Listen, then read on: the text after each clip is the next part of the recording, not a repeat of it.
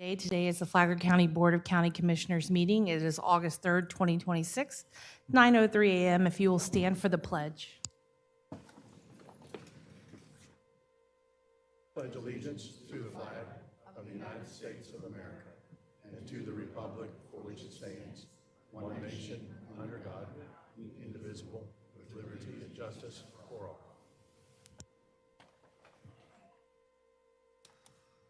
Now we'd like to just take a moment of silence and pray for the men and women who serve us at home and abroad. Thank you.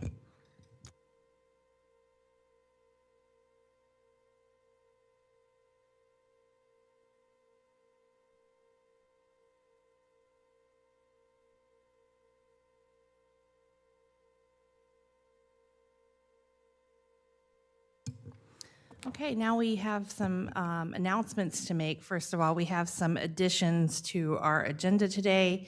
Added on 7/29 was the emergency proclamation extending the state of local emergency due to severe coastal erosion and vulnerability. That is item 7M. And then on 7/31/2026, we added our second reading. That is a one-year moratorium on the siting of data centers within unincorporated Flagler County. It is item 9B. Now we'd like to go ahead and start with our recognitions and proclamations. First, we have a recognition of a life-saving award from 911. Are they available? Yes.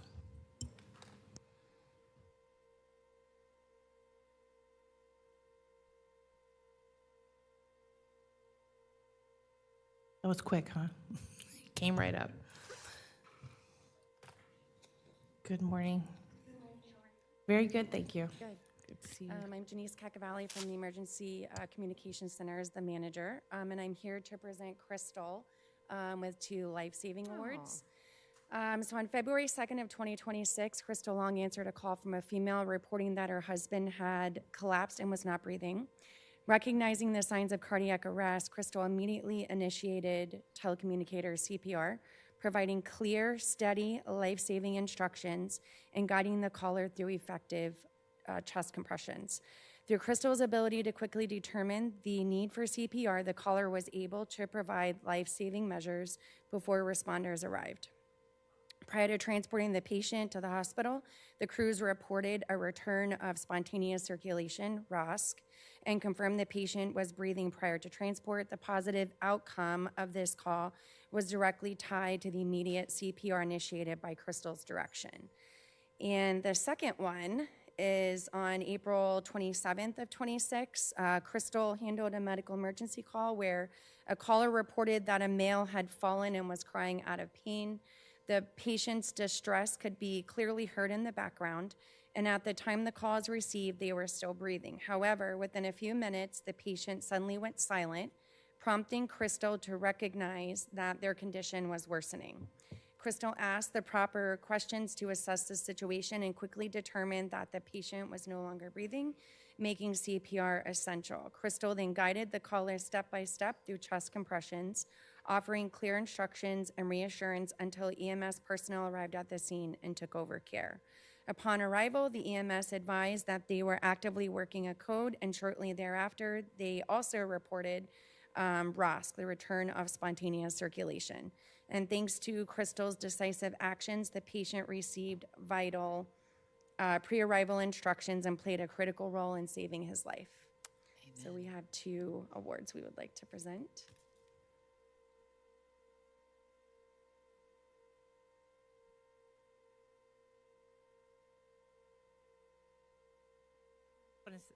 Say thank you so much. No, it's okay. We're going to take a picture. We want to say thank you so much for what you do, because I think that has to be one of the most stressful jobs, I'm sure, and to be away and not around seeing it and only hearing it must make it even more difficult. But what you did meant something very important to that family, and we appreciate you. Thank you. Thank you.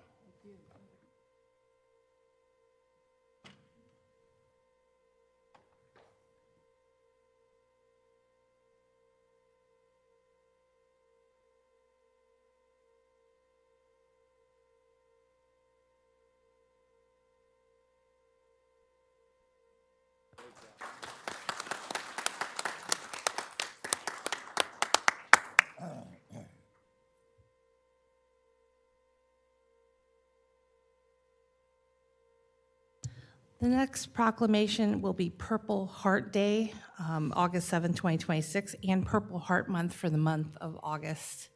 Mr. Lydon, how are you, sir?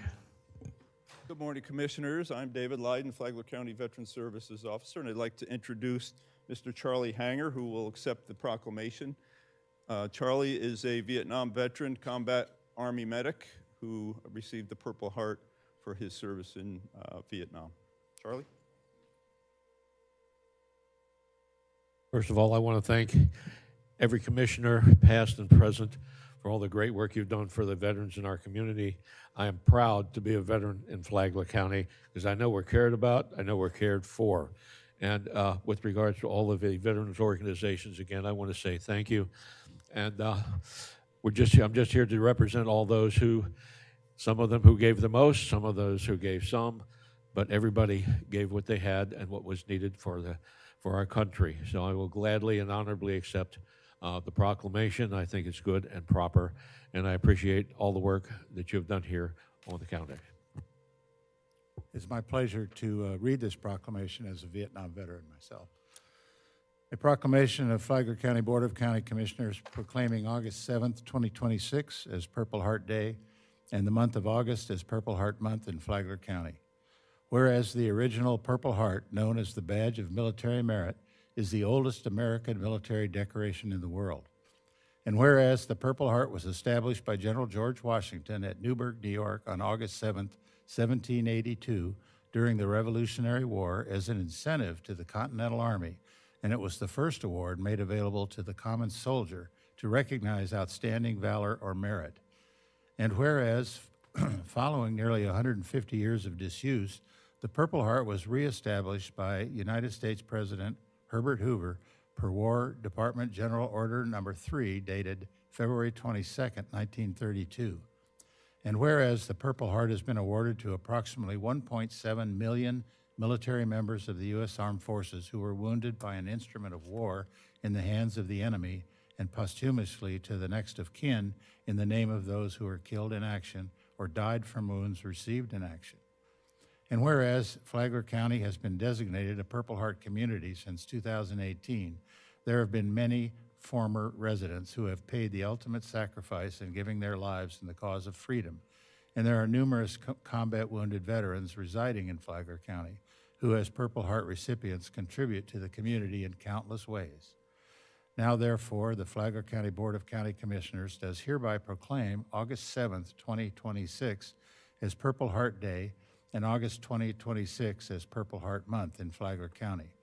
Adopted this third day of August 2026 by Tom Bexley, Clerk of the Court and Comptroller, and signed by Flagler County Board of Commissioners Chairman Leanne Pennington. Madam Chairman, I move that we approve August 7th as Purple Heart Day and the month of August as Purple Heart Month in Flagler County. I'll second. All those in favor signify with aye. Aye. Aye. Mr. Hanger, thank you so much. Would you like to come up with us?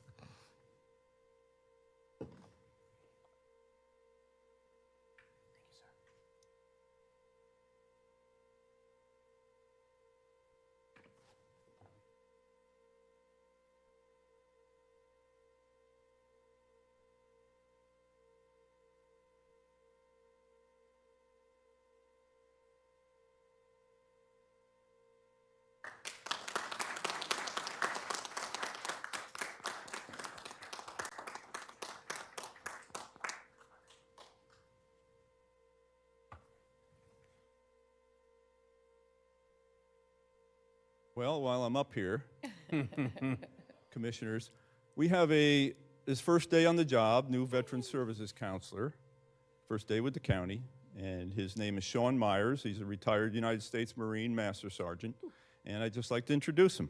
Would you like to say hi? Yes. Good morning. I Good look forward to morning, working sir. with Hi, you. Sean. Welcome. And more importantly, for the veterans of the county. Thank you. We appreciate you joining us. Thank you. Thank you.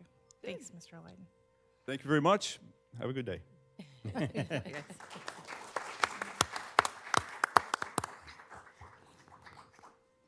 Next, we'll have a proclamation for Community Legal Services, its 60th anniversary. Hi, how are you?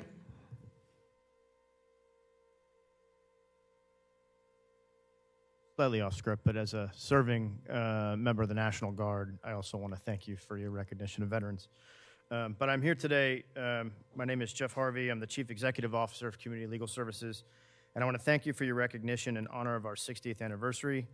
Your continued support means a great deal to our organization and the countless individuals and families who rely on our work. Access to justice is a fundamental right, and it should not depend on income. Yet for many Floridians, access to legal support is out of reach. That's why we're here. We envision a world where everyone can recognize when they have a legal issue and can understand the system and navigate the system to resolve it. Our mission is to enhance the lives of those we serve through legal support, assistance, and education. Every client we assist, every clinic and presentation we host, and every partnership we forge moves us closer to a community where the justice gap is closed. Since our founding in 1966, we have remained steadfast in that purpose, and as we celebrate 6 decades of service, we are more determined than ever to carry out that mission by expanding our reach, deepening our impact, and ensuring that everyone, regardless of circumstance, can obtain the legal support that they deserve. Thank you once again for your support for our mission and for our organization, and we look forward to continued working with you and your staff on serving citizens of Flagler County. So thank you. Thank you, sir. Commissioner Carney, I believe you have that proclamation. A proclamation of the Flagler County Board of County Commissioners honoring the 60th anniversary of Community Legal Services. Whereas many Americans are one civil legal problem away from falling into poverty or further into poverty. Annually, 3 to 4 low-income American households experience at least one civil legal problem, and yet 92% of these households do not get any or enough legal help for their civil legal problems. And whereas the County Legal Services has served the residents of Brevard, Citrus, Flagler, Hernando, Lake, Marion, Osceola, Orange, Putnam, Seminole, Sumter, and Volusia counties for 6 decades. Since its founding in 1966, through the provision of no-cost legal services for those who could not otherwise gain access to counsel.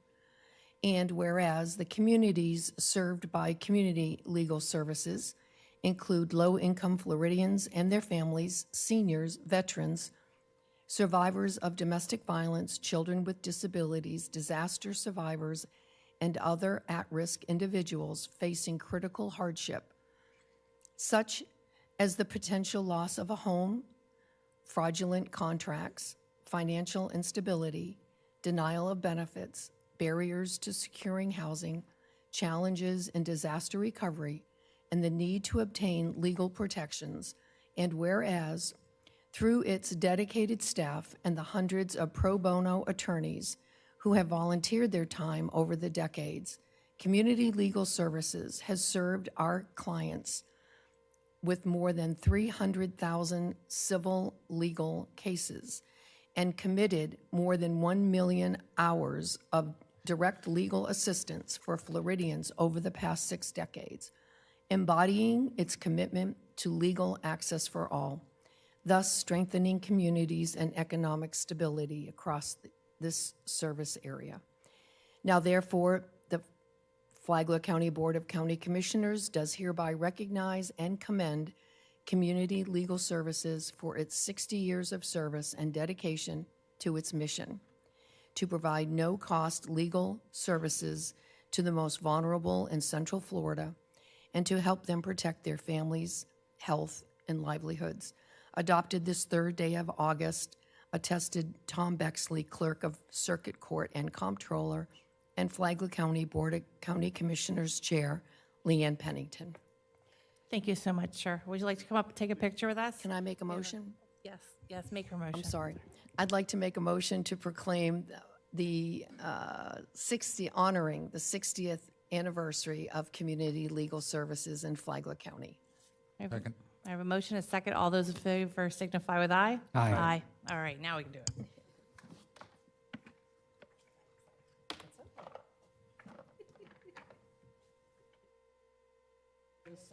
Get those chairs out of the way. Calling for motion. We should just stand up.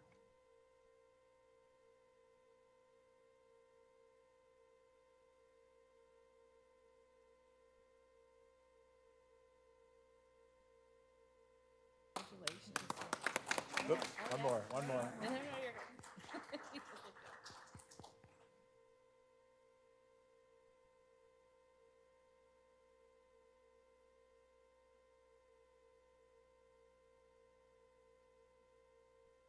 Awesome. Thank you so much for Thank what you do. Thank you. Have a blessed Thank day. you, thank you. Thank you, sir.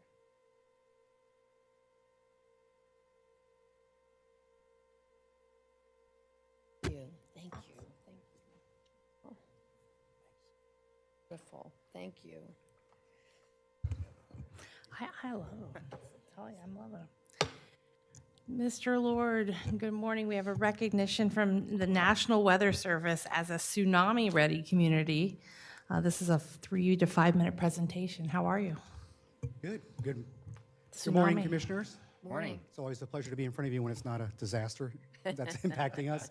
So this morning I brought with me Kelly Steffens, our emergency management planner, who is the project manager for this on our team, as well as Angie and Yeti from the National Weather Service. I'm actually going to let Angie go first. Thank you, Director, and good morning, Commissioners. My name is Angie. I'm the Warning Coordination Meteorologist with the local National Weather Service. Flagler County is one of 15 counties that our office serves, and I'm very excited to present Jonathan, Kelly, and the team, the county, with the tsunami ready status. So let me go in a little bit on what tsunami ready is. So first off, on behalf of the agency I present, National Oceanic and Atmospheric Administration and the National Weather Service, it is an honor to be here today to present you celebrating this, what we consider a monumental milestone for the community. Today we officially congratulate Flagler County for not only maintaining its status as a storm-ready community, but also expanding their community readiness to become tsunami ready. Earning this designation requires a relentless commitment to emergency preparedness. And to achieve this, the Flagler County Emergency Management Team has successfully met a national set of criteria, which includes mapping out tsunami hazard zones and designating clear evacuation routes.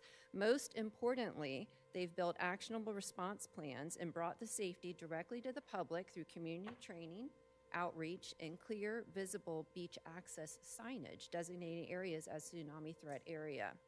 Now, while tsunamis are thankfully rare in Florida, we get our fair share of natural disasters. History does remind us that they do happen.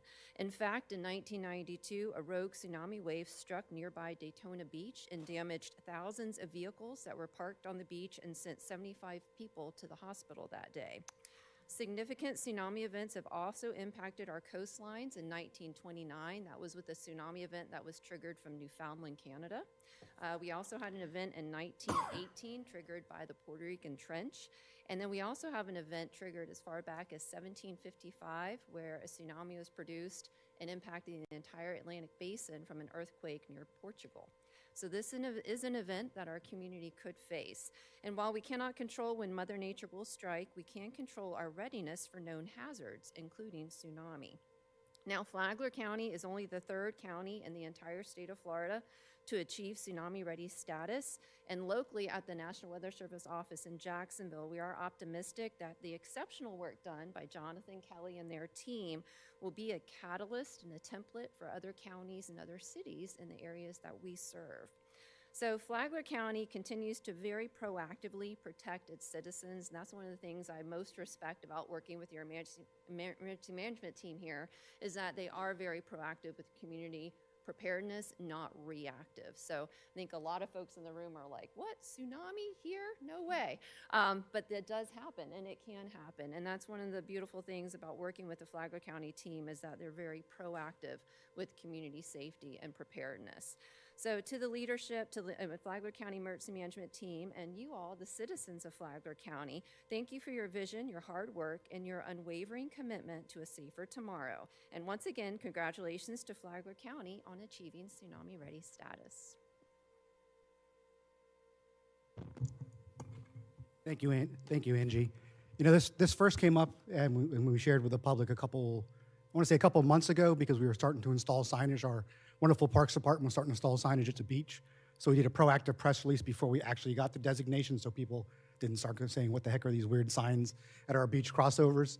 So we did some early outreach event in advance of getting this acknowledgement from the National Weather Service. we did get a little grief on social media. Some people said, "Oh, why tsunami? We're not on the West Coast. That's a West Coast problem." But as Angie highlighted, the East Coast of the U.S. and Florida is not immune to it. It's rare, but it can be a high impact event. Another benefit for us in Tsunami Ready, and probably one of the catalysts that made us kind of continue to go through with it, was the fact that the Tsunami Ready status, now that we have it, also impacts our community rating system, which is a national flood insurances program that sets rates for people who pay for flood insurance in our community. And this actually gets us additional points within the community rating system program. Whether it's enough to change a category, it's a whole range of points. So I don't know, it'll be on its own enough to change a category, but it does add points towards increasing and improving our community score, which does have the potential of lowering or keeping insurance rates low for those who have flood insurance under the National Flood Insurance Program. So this does have a potential for a financial benefit to our residents directly, particularly those in the unincorporated area, though the work we did can be adopted by the cities that participate in that program. And since we are the city's emergency management agency as well, they can take the same work we did, put up some signage, fill out some paperwork, which we will do for them, and then do the same thing to those that live in the incorporated municipalities if the municipalities so choose to want to work with us to do that. And we've already told the municipalities we're willing and ready to help walk them through those steps to make sure they can get credit for it too for their flood insurance. So I'm very proud of our team for doing this, and we said Kelly was the big lead in doing that, and it's a rare thing for Florida to see tsunamis, but it's not something that we're immune to, unfortunately. I know. I actually went home and looked up the Daytona pictures of the one, and now it's like terrifying to know that Well, the it's goal's a not to scare legitimate everybody thing. either. We don't want to scare everybody either. I know, but gosh, I mean, thank you though. We greatly appreciate everything you do, Jonathan and team over in your department, because you do a lot that I don't think the community recognizes. And I'm sure when they saw small but mighty. tsunami, they thought, "What the heck?" But to know that Daytona even had one, that's go look at the pictures. It's pretty terrifying. So we appreciate everything you do for us. And actually, and Commissioner Hanson, almost all naval stations have the same designation, including Mayport. Right. There you go. Thank you. Would you guys like to take a picture with us? Would it be please. okay with you?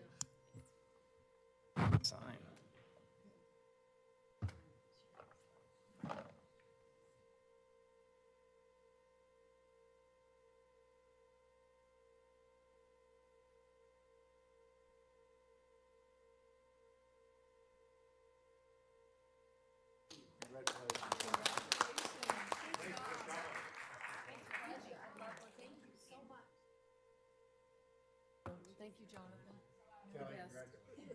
Thank you, sir.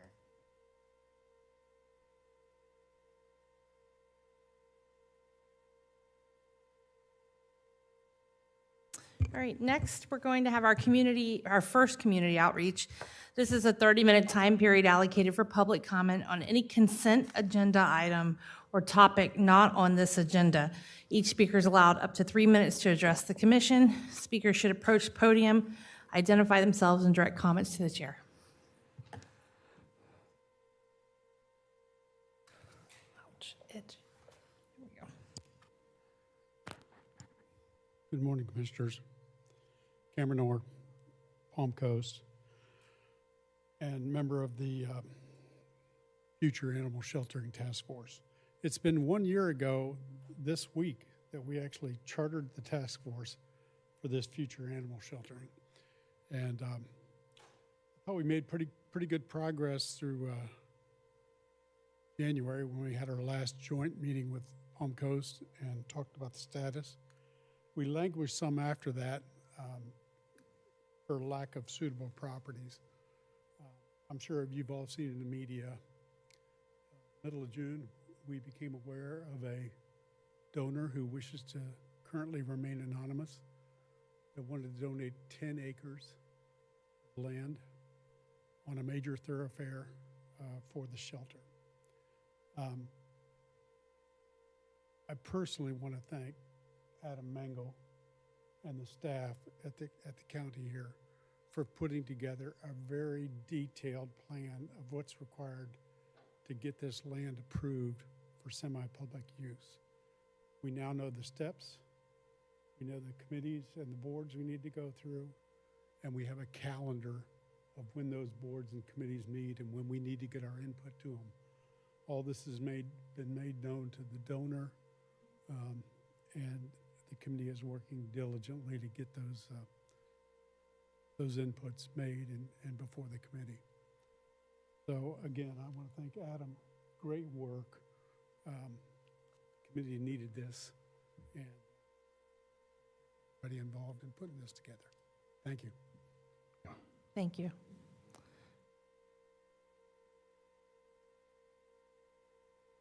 Morning, Chair Pennington and Commissioners. Before my 3 minutes starts, may I pass something out to the Commissioners? Oh, we're going to need the overhead, Karen. Not yet, but yeah.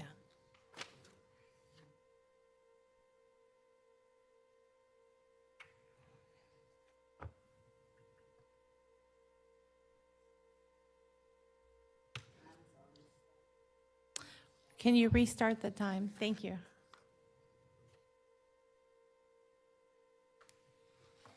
Good morning. My name's Jody Bollinger. I live in the Hammock.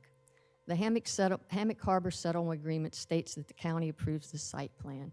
You commissioners were not given a copy of the site plan. I've provided you a copy which I requested from Sean Moylan. When the settlement agreement was approved at the February 9th Commission meeting, you asked if the site plan adheres to the Land Development Code.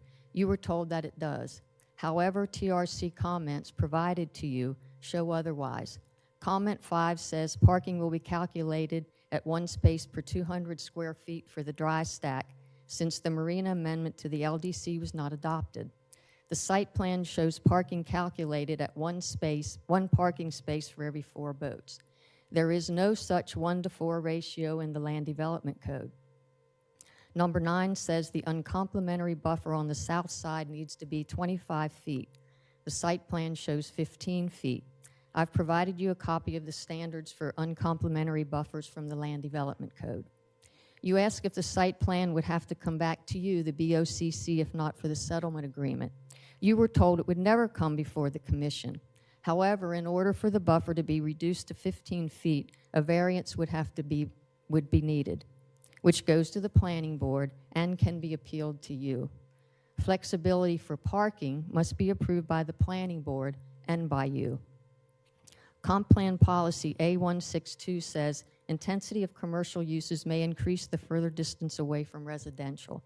Yet a 25-foot buffer was reduced to 15 feet between uncomplimentary C2 high intensity and R1 low density residential.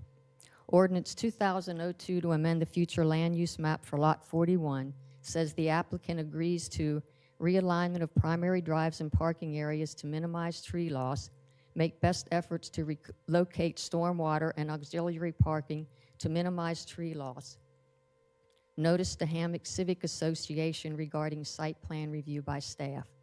I've marked the 21 oak trees being removed from Lot 41 in red on the planting plan which I've provided to you. Are old ordinances of no value. In the A1A Scenic Corridor, site plans for the C2 district per the LDC require elevation plans. When you asked staff if there were any elevation plans, the response was, I think those were part of the submittal. I requested the elevation plans. Public Records responded on February 10th that there is no such document at this time. These are the facts. I'll spare you my opinion, and I thank you kindly for giving me the opportunity to speak, and thank you kindly for listening. I really appreciate it. Thank you. Thank you. Next speakers.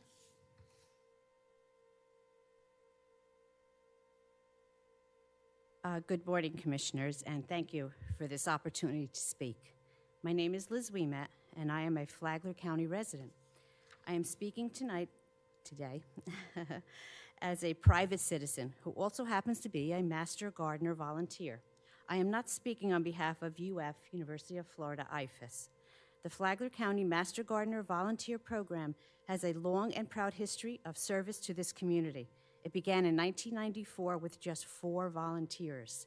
By the end of 2024, that number had grown to 61 volunteers who contributed an impressive 6,855 hours of service in just that year alone. These hours supported our demonstration gardens at the Extension Office, plant clinics, educational outreach, and exhibits at community events, committee work, and other horticultural activities benefiting Flagler County residents. UFIFAS used a value of $31.61 per volunteer hour in its Master Gardener Volunteer Annual Report.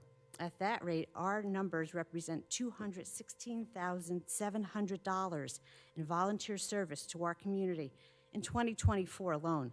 But perhaps the most important numbers are the 4 and 61. From 4 volunteers in '84 to 61 this year, generations of Flagler County residents have chosen to give their time, knowledge, and energy back to this community. I find the program spiritually and personally rewarding in teaching the next generation of Flagler County residents through this program. I volunteer in the Take Stock in Children program, mentoring a high school student, and Reading Pals, helping elementary students with their reading. So you can see how passionate I am with bringing further education to the students. Today, the tradition of service with the Flagler County Master Gardener Volunteer Program is temporarily interrupted. The Flagler County Master Gardener Volunteer Program is currently in a temporary hiatus while we await new horticultural leadership, and our normal volunteer activities have been placed on hold. We are not allowed to go to the Extension Office or to participate in any activities as a Master Gardener on behalf of Flagler County. After nearly 4 decades of service, we hope this is truly just a pause in the story of the Flagler County Master Gardener Volunteer Program, not the end of it. The numbers I stated previously tell part of the story, but the real story is how those thousands of volunteer hours touch the lives of people throughout Flagler County. This is a legacy worth preserving and one we very much hope will continue. We thank you for your past support and hope for that same continued support going forward. Thank you again. Thank you, ma'am. Thank you. Good morning, County Commissioners. My name's Priscilla Muller, and I'm a resident of Flagler County. And today I'm speaking as a private citizen who also is a Master Gardener volunteer. I am not speaking on behalf of UFIFAS. So 2 years ago, I decided to enroll in the Master Gardener program, and I expected to learn a little bit about plants and gardening. What I didn't expect was that I discovered that research-backed horticultural information is very important in a growing community. And so, as most of you know, between 2020 and 2024, Flagler County grew its population by 18%. So as our community grows, so does the need for outreach, Florida-friendly landscaping information, water conservation, soil health, and sustainable gardening practices. You already heard about the thousands of hours volunteers have contributed to the county. Those hours that we volunteered represent real services to Flagler County. And we did that via plant clinics, outreach, maintaining our demonstration gardens, and soil and water testing.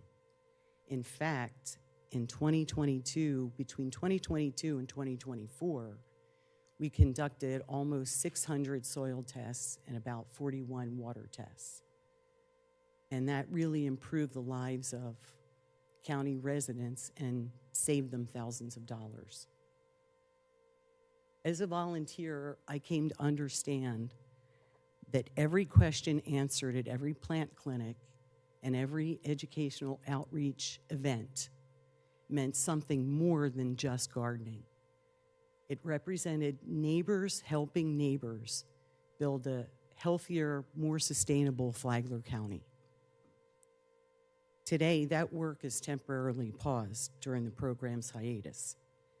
My hope is that this is truly just a pause, As Flagler County continues to grow, so does the need for trusted information. We respectfully ask for your help for answering 3 questions.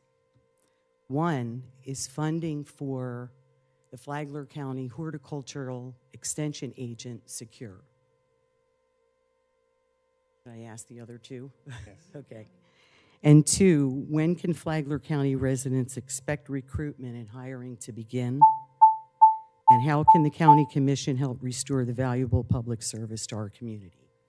Thank you for your time. Thank you. Thank you. We will answer at the. We'll get you.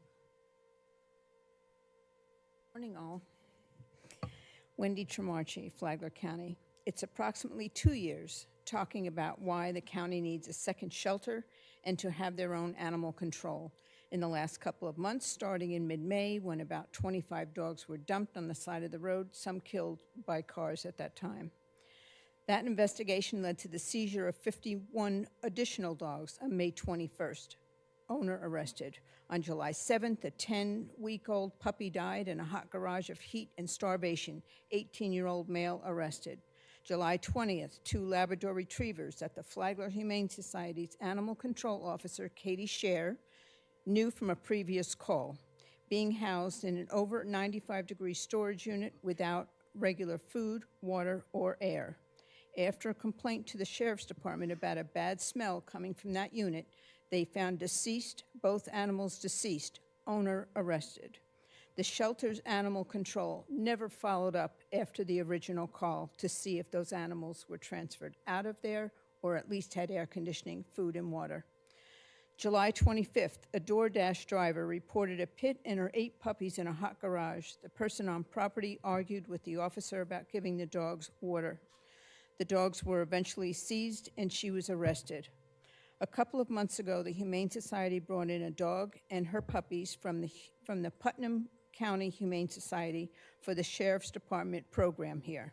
That's great, except they were obviously did not come with a vet clean bill of health, as they brought parvo with them, which is a highly contagious viral disease. Now, this is from puppies brought from another shelter to make her look good in this shelter. We could have gotten puppies from anywhere. If she waited a week, we could have probably had 50 puppies in this county without bringing them from somewhere else. Since the city of Palm Coast just decimated their animal control department, perhaps it's past time for Flagler County to enact tougher laws for animal abuse and the Sheriff's Department run animal control. It is certainly warranted due to the amount of cruelty occurring in this county. Finally, the Joint City and County Commission has been in effect for close to a year. This is for a new shelter. Are we any closer to achieving the goals set for the new shelter? Statistics show between 75 and 100,000 pets in our county and growing every day. Time for decisions and action, including the 10-acre donation. There's a lot of us, and you all know that we will do anything to help this county. This animal control is, I don't even have to say what it is. So it's time for tougher laws in this county also. Thank you. Thank you.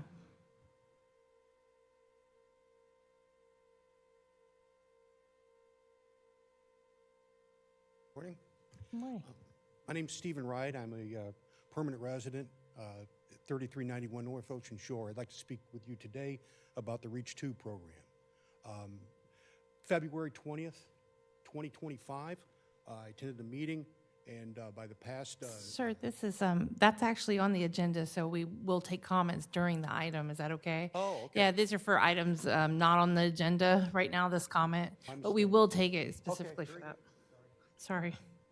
That way they go on the record, right?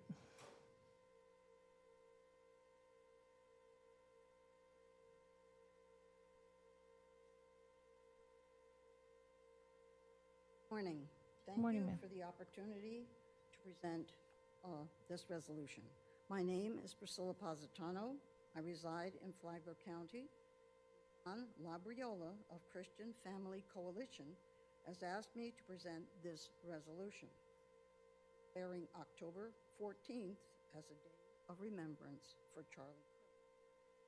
Fellow Flagler County residents and some members of Adorable Deplorables are also present with me today. I am aware that an attempt to make October 14th a statewide Kirk did pass all House committees and House on a vote. It went through all committees in the Senate, but never was put on. So I'm asking, take this opportunity to celebrate Charlie Kirk's legacy here in the county. Other Flagler counties have already initiated this action. Along with this resolution, we are asking the Flagler County Libraries to display Charlie Kirk's 8 books during the week of October 12th through the 17th. This time, I ask one of you on the commission a motion to place these considerations on your next agenda. And thank you for your time and attention to this request. Like me to pass those out now so you have. Do we need it? Do you need it? Have the resolution and. Yeah, if you could provide the resolution maybe to Adam. Adam will get it to the administrative assistant that does resolutions. Yes. Thank you for your time. Thank you. Good morning, Chair, Vice Chair, and Commissioners. I'm here to talk about Charlie Kirk's books being in the library. Our daughter. Your name, ma'am? Oh, Sorry yeah, for my the- name is Donna Beth Matera. Our daughter, we went through a very difficult divorce, but something really wonderful happened in our home was that our daughter Miriam was watching TV about 3 years prior to Charlie Kirk dying, and she would be watching his videos up until 3 in the morning with other people like Matt Walsh and different things. I allowed that to happen because it was such an amazing education that was happening in my home during such a difficult time. She did this for 3 years prior, and the day of his assassination, I was informed by the youth of our generation. They informed me that Charlie Kirk had died, and that was my daughter and some of her friends who really knew him very well because 3 years prior they were gleaning from him. And so 4 months later, we would call it Charlie Kirk night because we would watch his videos continuously after his assassination. And I asked her, why are you still, watching his videos? And she said, because I haven't learned everything that I need to learn yet. And I sense that we are responsible for providing sound teaching to the next generation. Charlie Kirk was a man who took time with the youth of this generation to help instill healthy values for a productive society. His books should be easily accessible. This generation needs the opportunity to learn and be encouraged. The suicide rate and rate of depression disorders is still a concern, and there is a responsibility to help educate them on good family values, values that respect and value themselves and others, building good futures. And this is what Charlie Kirk spent his time doing with them. Thank you. Thank you, ma'am. Morning, everybody. I'm Teresa Healy. I'm a resident also of Flagler County. I came to speak about something else, but ran into my Master Gardener volunteer colleagues here. And so I just thought I would share an experience I had since the hiatus came about. We had to return any items that belonged to the Extension Office. And since I was the community outreach chairman last year, I had many things that I had to return. So while I was there, my heart was broke because a resident came into the lobby expecting the service that we usually had to identify and diagnose a problem that she was having in her garden. And the look on that woman's face when we had to tell her that we no longer provided that service, it broke my heart. It's just another one of the small areas of what the Master Gardener volunteers do to help the community. And we really do hope that this hiatus is going to be very short. Thank you. Thank you.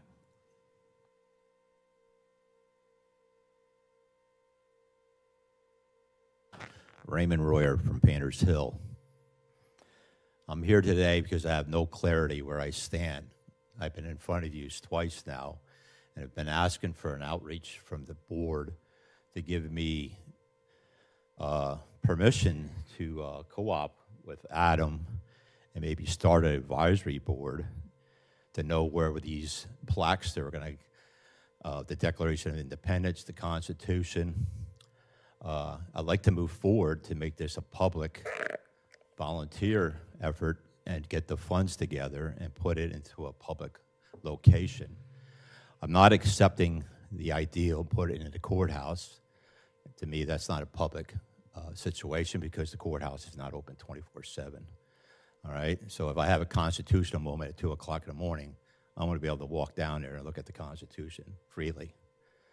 Also, being that said, again, I said Daytona has done a wonderful job, and I actually talked to the organization. And if you look at the books, it said it only cost them $20,000. But he was involved in that, and he said it was over $100,000 because, again, they went all out. They went with marble and really did a grand, and put in a really nice location. They put it in the brown section off the river. It's beautiful. If I can get used to vote on it to, again, if you want to put Adam as the lead, we'll start an advisory board. I'll get the Historic Society involved. We'll do a 5-7 member, and we'll try to find something. I've been looking around. We already know that maybe we might take on the 8 Mile Brick Road. Might be another location. We could probably put it at the new facility where tourism is going to be coming. What a great location. Parking will be divided. I mean, all we need is a little piece of land over there and annex it over next to it. There's a lot of possibilities. Again, we're celebrating 250th-year anniversary today, and it's the Declaration of Independence. And my understanding was I really got angry when I heard that the constitutional members were told they can hang it in their offices. And, yeah, and I talked to one of them, and he was under the understanding that was what was said to him, and he was going to hang one of the plaques up on his wall, and those plaques actually remain in his office, and he told me he would keep them there for safekeeping. And after I explained to him what the organization was about, he totally agreed they should be in a public location. So that's all I have to say. So I would hope that he would decide today on how we should move forward, because this was a donation to 67 counties in Florida, and each county has done service to that organization. Thank you. Next speaker.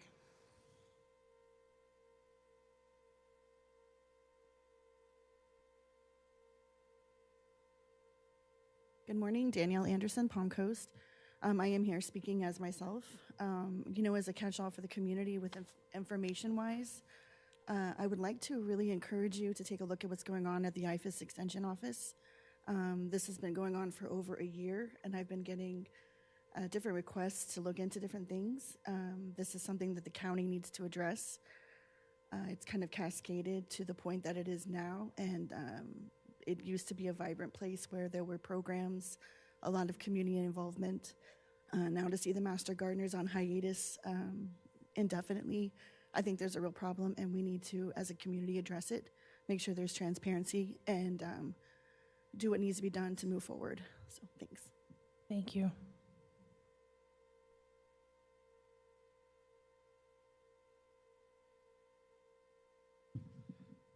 My name is Charles Hanger.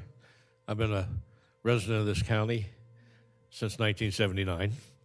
And I want to talk to you about something that I've been following and studying with some concern about the county and the city, and that is simply the data center.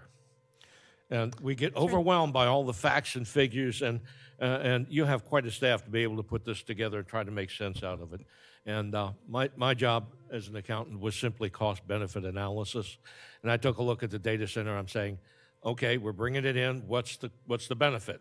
Jobs and taxes. Okay, those are the benefits. There's no product that we're selling that brings money back into the county. Anything that they're selling goes to the owner. Okay, what's the cost? Well, I thought, everybody's concerned about the cost of electricity, the quality of the air, the quality of the water.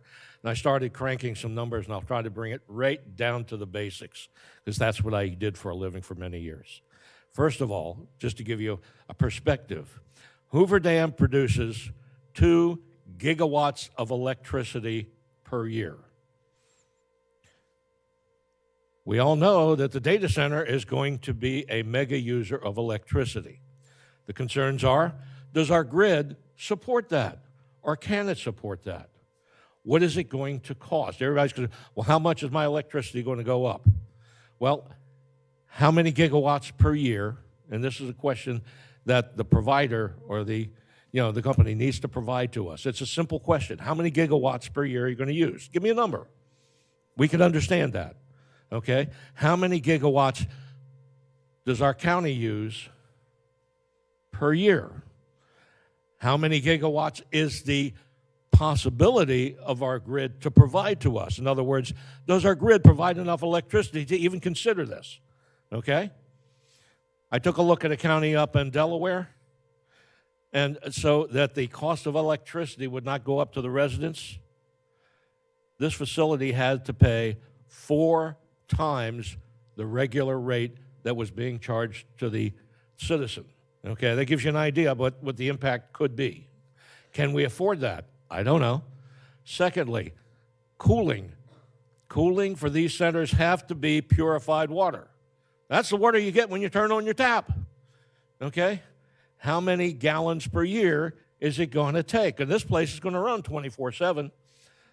Estimates are 700, 800,000 gallons per year. 20% of that is going to be wastewater. The other 80%, evaporation. Those are numbers that you can't challenge. Those are numbers that were given to us. So I'm wondering, what is our capacity? How many gallons per year are we providing to our citizens right now for their drinking water? Can we afford to put this burden on us? Do we have that capacity?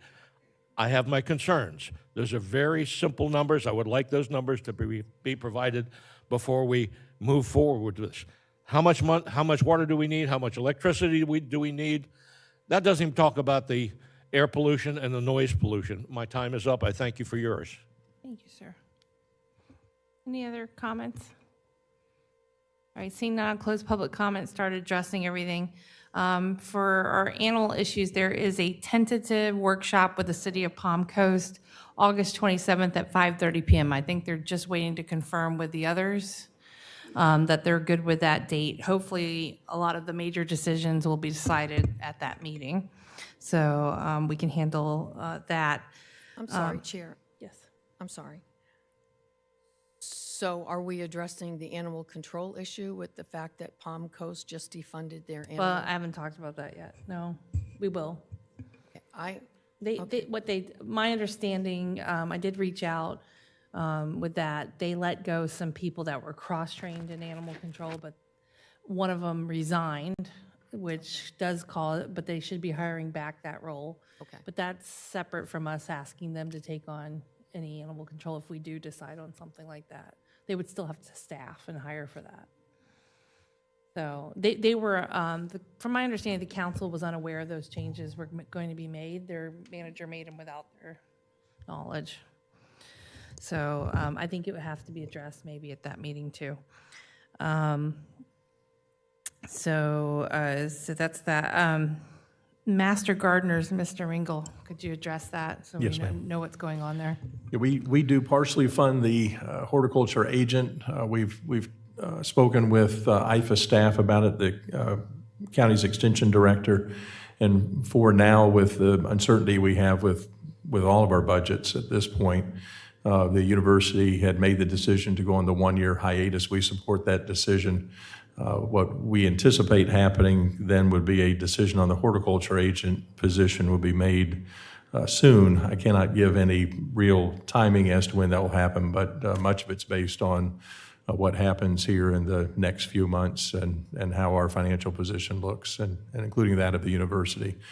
So that the horticulture agent position, along with several other positions, are partially funded between us and the university. So as far as funding, not determined at this point. As you all know, you had asked for some decisions on our part, and we've talked to the university about that. We've left that as one of our decision points here for the moment, that the horticulture agent position has not been filled. When will recruitment and hiring occur? It will not occur for at least the temporary time being. And the restoration of service, it is a one-year hiatus in the program. Sorry, ma'am, no speaking out. Okay, so it'll be likely hung on our budget, but also theirs. Yes, ma'am. So we're waiting to see what their numbers come in at. Yes, ma'am. Okay. When do we anticipate that we might get some answers on that? I think we'll get something as we move later into the fall. I think we're all just very uncertain about what the future holds. Of course, with the tax questions Yes, and all ma'am. that. So we will pursue it when we know we can. Yes, ma'am, we will. Okay, thank you. Can I just ask? So this is I'm going to use the word premature, but it's a premature cut based on anticipated budget cuts for 26, 27 on behalf of UF. The position has not been filled, and so it is not a cut position. It is a decision not to fill the position at this time. But why do you put a program on hiatus for a year if you don't? How do the two link together? That the support of the Master Gardener program is through the horticulture agent position at IFAS. If that position is not filled, that program will not be supported. But they specifically said for 1 year. As So much that as would mean to me that somebody's pulling this out of the budget. as much as 1 year. It doesn't have to be a year. Certainly, everyone's saying there, we wish it would be less. I wish it would be less also. We hope it will be less. It can be as long as 1 year. So how did you handle this position in your budget that we're going to talk a little bit more about later? So how are we defunding it for this fiscal year? No, not at this time. It's fairly minimal impact. We fully support the university and all of its programs and our obligations within the university and the support of IFAS. And so that safe to say we are discussing the extent of our funding for each of the extension positions. We fund several positions at IFAS and several positions we fund jointly, so that for the moment we still have the money in our budget. Also, Chair, part of the discussion or the comment was that we need to look at what's going on over there. Other than having a presentation once a year, I just remember it once a year. I'm not positive. Is it time to workshop this and get a better idea of what is going on over there? Or is that none of our business? We can have a workshop presentation if you'd like to, if that's the consensus of the board. But not about what they do, about what's happening. Is there something that we're not privy to? Is there something that the public knows about that we don't know about? Do we need to unravel some of this like we did with the animal shelter, or do we just fund it and move on? We can always talk about budget. That's what we're here for, especially at this season. And so beyond that, I'm not aware of anything else that's happening there other than the budget concerns that we have, 66 other counties have, 400 and however many, 35 other municipal governments have. We're all in a very similar boat right now. We can certainly do If we partially that. fund this position, do we evaluate the performance and processes at there? We do not. We do not evaluate we have no employee oversight. That's all through the university. Well, and that's par for the course for all those counties. Yep. Okay. Let me jump in. I don't know that they're all treated similarly or equally. And Adam and I had a conversation about this, and I think it's with consensus we can direct them to at least evaluate the relationship of the other 67 counties and the horticultural agent. If we're funding or we're a majority funder of the position, and we don't have the supervisory control over that position, I think that's wrong. And if we're going to give IFAS that supervisory control, then they should majority fund the position. But IFAS, UF and IFAS, I mean, this is one of the longest standing programs with a very storied history with all 67 counties in the state. The horticultural position is very important in what the information that they do provide. If it's a workshop, I think it needs to be focused on that supervisory position. And I think the issues that have been raised go back to the prior agent. And again, it being a UF position, not a position that we controlled. Those decisions were held by UF and IFAS and for specific reasons. So if we're going to look at something, I think that's the relationship that we have and continue enforcing that strong relationship with UF and IFAS. It's very critical to the county, and we've got a really long storied history of working together. So don't want to jeopardize that. Just I think some additional information and clarity would be helpful. I think some of this is again, UF-led reorganization and looking at positions. I'm not excited about a hiatus unless it ultimately improves the program and the health and strength of the program so that it can be stronger and more benefit to the public moving forward. I agree with you, Andy. I appreciate what you're saying because we've got some very concerned volunteers that are helping our community. It makes our hometown stronger. I hate to lose any of it, to be honest with you. Well, if nothing else, we could look at an alternative way of providing the New service opportunity. if UF isn't going to do it. So we wouldn't know that until we know what the whole program looks like. This is not surprising to me that people are looking at processes and people. We're doing the same thing. We're doing the same thing. How is this going to impact our community is what. We have no say in the money that we're spending, which is public funds. If we have no say in that, then some of these contracts or agreements need to be relooked at. And we started this a couple years ago with the animal control. So here we are again, letting the state give us money or we give them money and we have no control or no say in it. So I think this is maybe after budget time, this is probably something we need to look at. That would be my... So consensus to workshop specific to the positions we fund and supervisory role over that. Just, you need that before the budget?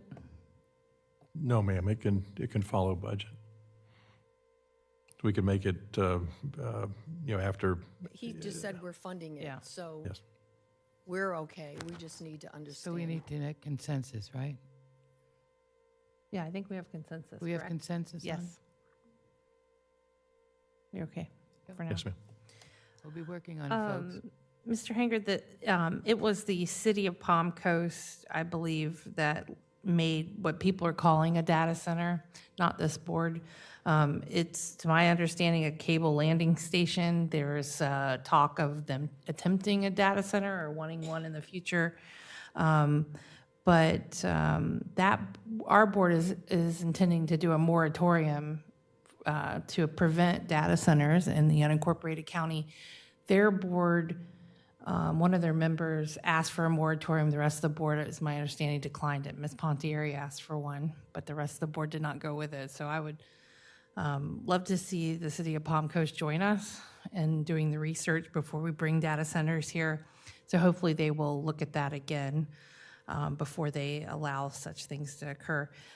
One thing I did want to, on the animal thing, there have been a lot of events happening with animals. And I was wondering if the board, along with the workshop that we're going to do, wanted to give consensus for legal to go back and look at our animal abuse ordinances and make sure that they are in alignment, they're strong enough. I know we've had some questions about tethering laws. And I wanted to know if we wanted to give consensus to legal to maybe bring back and give us their opinion on ordinances as well for animal abuse so that we're giving every opportunity for the sheriff's department and everyone else to be able to handle these cases as they come with all the tools in the toolbox. Thoughts on that, or? Yeah, Flagler Beach has a very good tethering law ordinance. It's been for several years, but it's a good model. I will not be here at that workshop on the 27th. I know my colleagues will see their way through it, but the animal control issue, so the shelter itself and the financing and the donation, it's all wonderful, but the animal control issue needs to be resolved. So I would highly focus on the animal control side of it. We let Flagler Beach know at the joint workshop that we're looking at alternatives so that they know that there could be a change coming down the road. Things don't seem to be getting better. They seem to be getting worse. We're bringing this to the highlight or making it we're trying, and there's no effort to make it better. I personally feel that the sheriff should be at that workshop. I believe that the sheriff should give us some background because we're not the only county that runs animal control or not. And you're breaking the law when you're doing this. So I believe the sheriff or Mr. Strobridge, somebody should be helping us get through this. Simply saying we don't want it is not good enough because they are our advisor. They are our feet on the ground on how to make this happen. And it's this board that has to accept the donation because the property is in Flagler County, correct? The donation is in Flagler County? It is. So we have to accept that donation. We have to know fully what we're doing. We have to have a plan for what we're doing. And animal control, without a doubt, has to be part of it. This is just getting out of control. And I don't even watch social media. So Can I think share with you something? When you talk about that, this is not a new problem. This has been going on. I was in code enforcement in Palm Coast, and I've been here 20 years plus. And there has always been a problem with animal control. This is not a new issue. We're not bringing up something brand new. It's not, unfortunately, like what we're dealing with the ibis, okay? This is serious stuff, and there are probably still dog places that are, people that are pit bull, there was pit bull rings going on for years here, and you try to break them up, and then they go get more dogs somewhere else. It's an ongoing horror for the animals. I do agree with you. We do have to do something. If we don't stand up, it will only get worse. Good news is that the governor did make some new laws for animal cruelty, and they just have to get stronger all the way up the ladder. It's not just us. We really, most of us here, I think I know how passionate Greg is, Leanne, me. I mean, we're all dog fanatics, right? Right, Greg? Yep. And we want everything the best for our community. So we are fighting, and I want you to know that. It's just a very tenuous wire to cross just to get things going, but it's always been here. So it's not new. It's just being notified on Facebook and challenges that none of us can control. And I just want to say that, but I am very concerned, and I know everybody here is. Well, I do think that we could, if there's consensus, at least have legal look at our ordinances to say that, Absolutely. we're up to par on tethering, heat, water for animals, and that they have the tools in the toolbox to enforce. Yeah, we did quite a bit of research when we enacted that animal ordinance, but I agree, maybe we should go back and look at the tethering part of it, because that's the only part that has come under some negativity. So that's fair. I think that we should take a look at that at least. So we did. Mr. Rodriguez, if we had a animal control officer that erred on the side of conservative, which means I'm going to use the storage unit because I'm related to that. They go in, they get a call, the animals are clearly in a storage unit that they should not be in without air conditioning or no water. Okay. They leave the scene. Had they taken possession of those animals before, in being on the conservative side, would there be any recourse against the code enforcement or the animal control officer that they acted like too aggressively, or they didn't take any act? By not taking action, is this officer or these people that are trained to deal with these animals, why are they leaving them there? Why aren't they moving forward and taking care of the issue? Huh?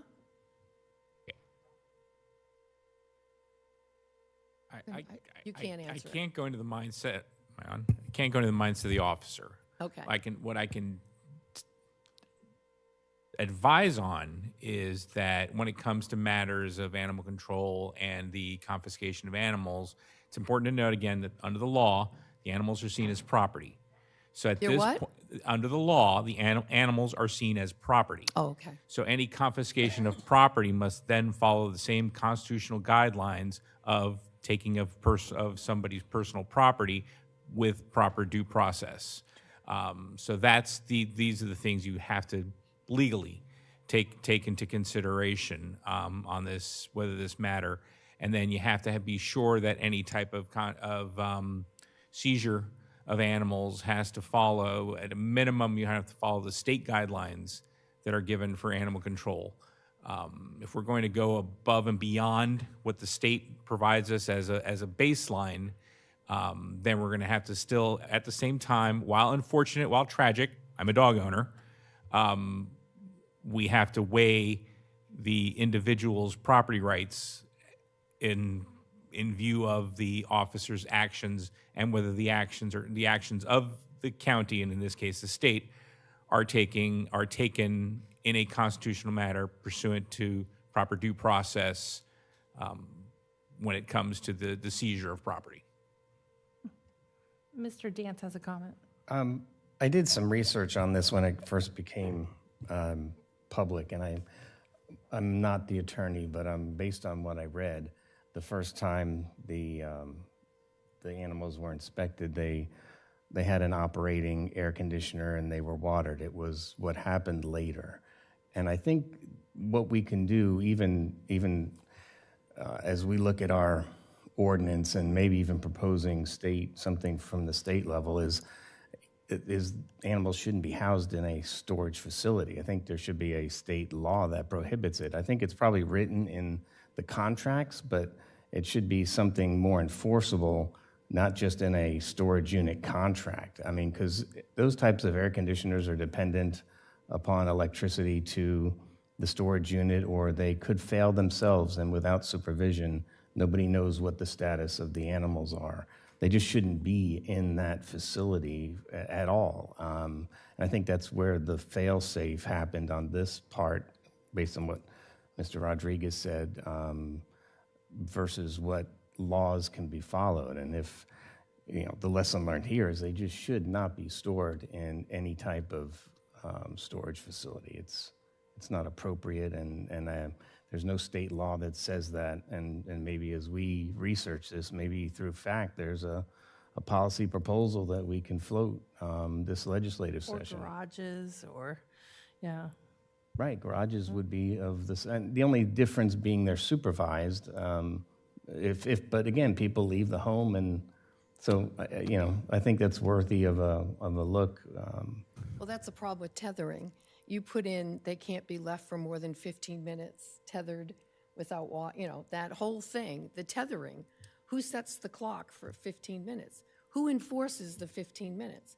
The police or sheriff drives by, sees the dog, turns around, still sees the dog. So it's enforcement, and it's very difficult to do, but it is on the books, right? I mean, specifically 15 minutes or 20 minutes. I don't think So I have to add to Andy I'm to your saying we comment. can change that. We did it in Flagler Beach. Your comment about not allowing it in, a storage unit. Unfortunately, in some areas of Florida, people live in storage units because they can't afford housing. And then they may have a dog with them. That's very common in heavily, I know people that do live in, that have lived in It's not storage allowed. units. I mean, that's not allowed. Pam. Either way, it's under the I know, lease. but that's what people have been doing. I get it. Right. I don't know how the legal law is going to say you can't live there if I choose you not to live there. It's not a residential property. You can't I live there. understand. I understand. I'm just saying it's still So- going on too. So Just so I can- this, it's just a big whirly bird to me. It's how much can get done by the state, but I appreciate the idea. So is there a consensus to at least look at our ordinances, see how we can strengthen it for tethering and Yes, and anything else that may be new that the state's doing? Yes. Yeah, because we wrung out that tethering ordinance through all the powers that be in animal control business, and everybody agreed to our language. But that doesn't mean it's good. We should go look at it again. Okay. All right, so we have that as a takeaway. Very quickly, so we can move on with our meeting. Jody, the TRC. I have another comment on Yes, animal sir. control, just a personal comment about this. This group out here that comes and talks to us, normally you give us very good presentations, but the one lady that came up, and she consistently does this, she snipes at our current animal humane society efforts, and that's not called for. That does not help. So please, you came up and you gave good information, and then you couldn't help yourself. You took a couple snipes at our humane society. Please don't do that. That doesn't help. Okay.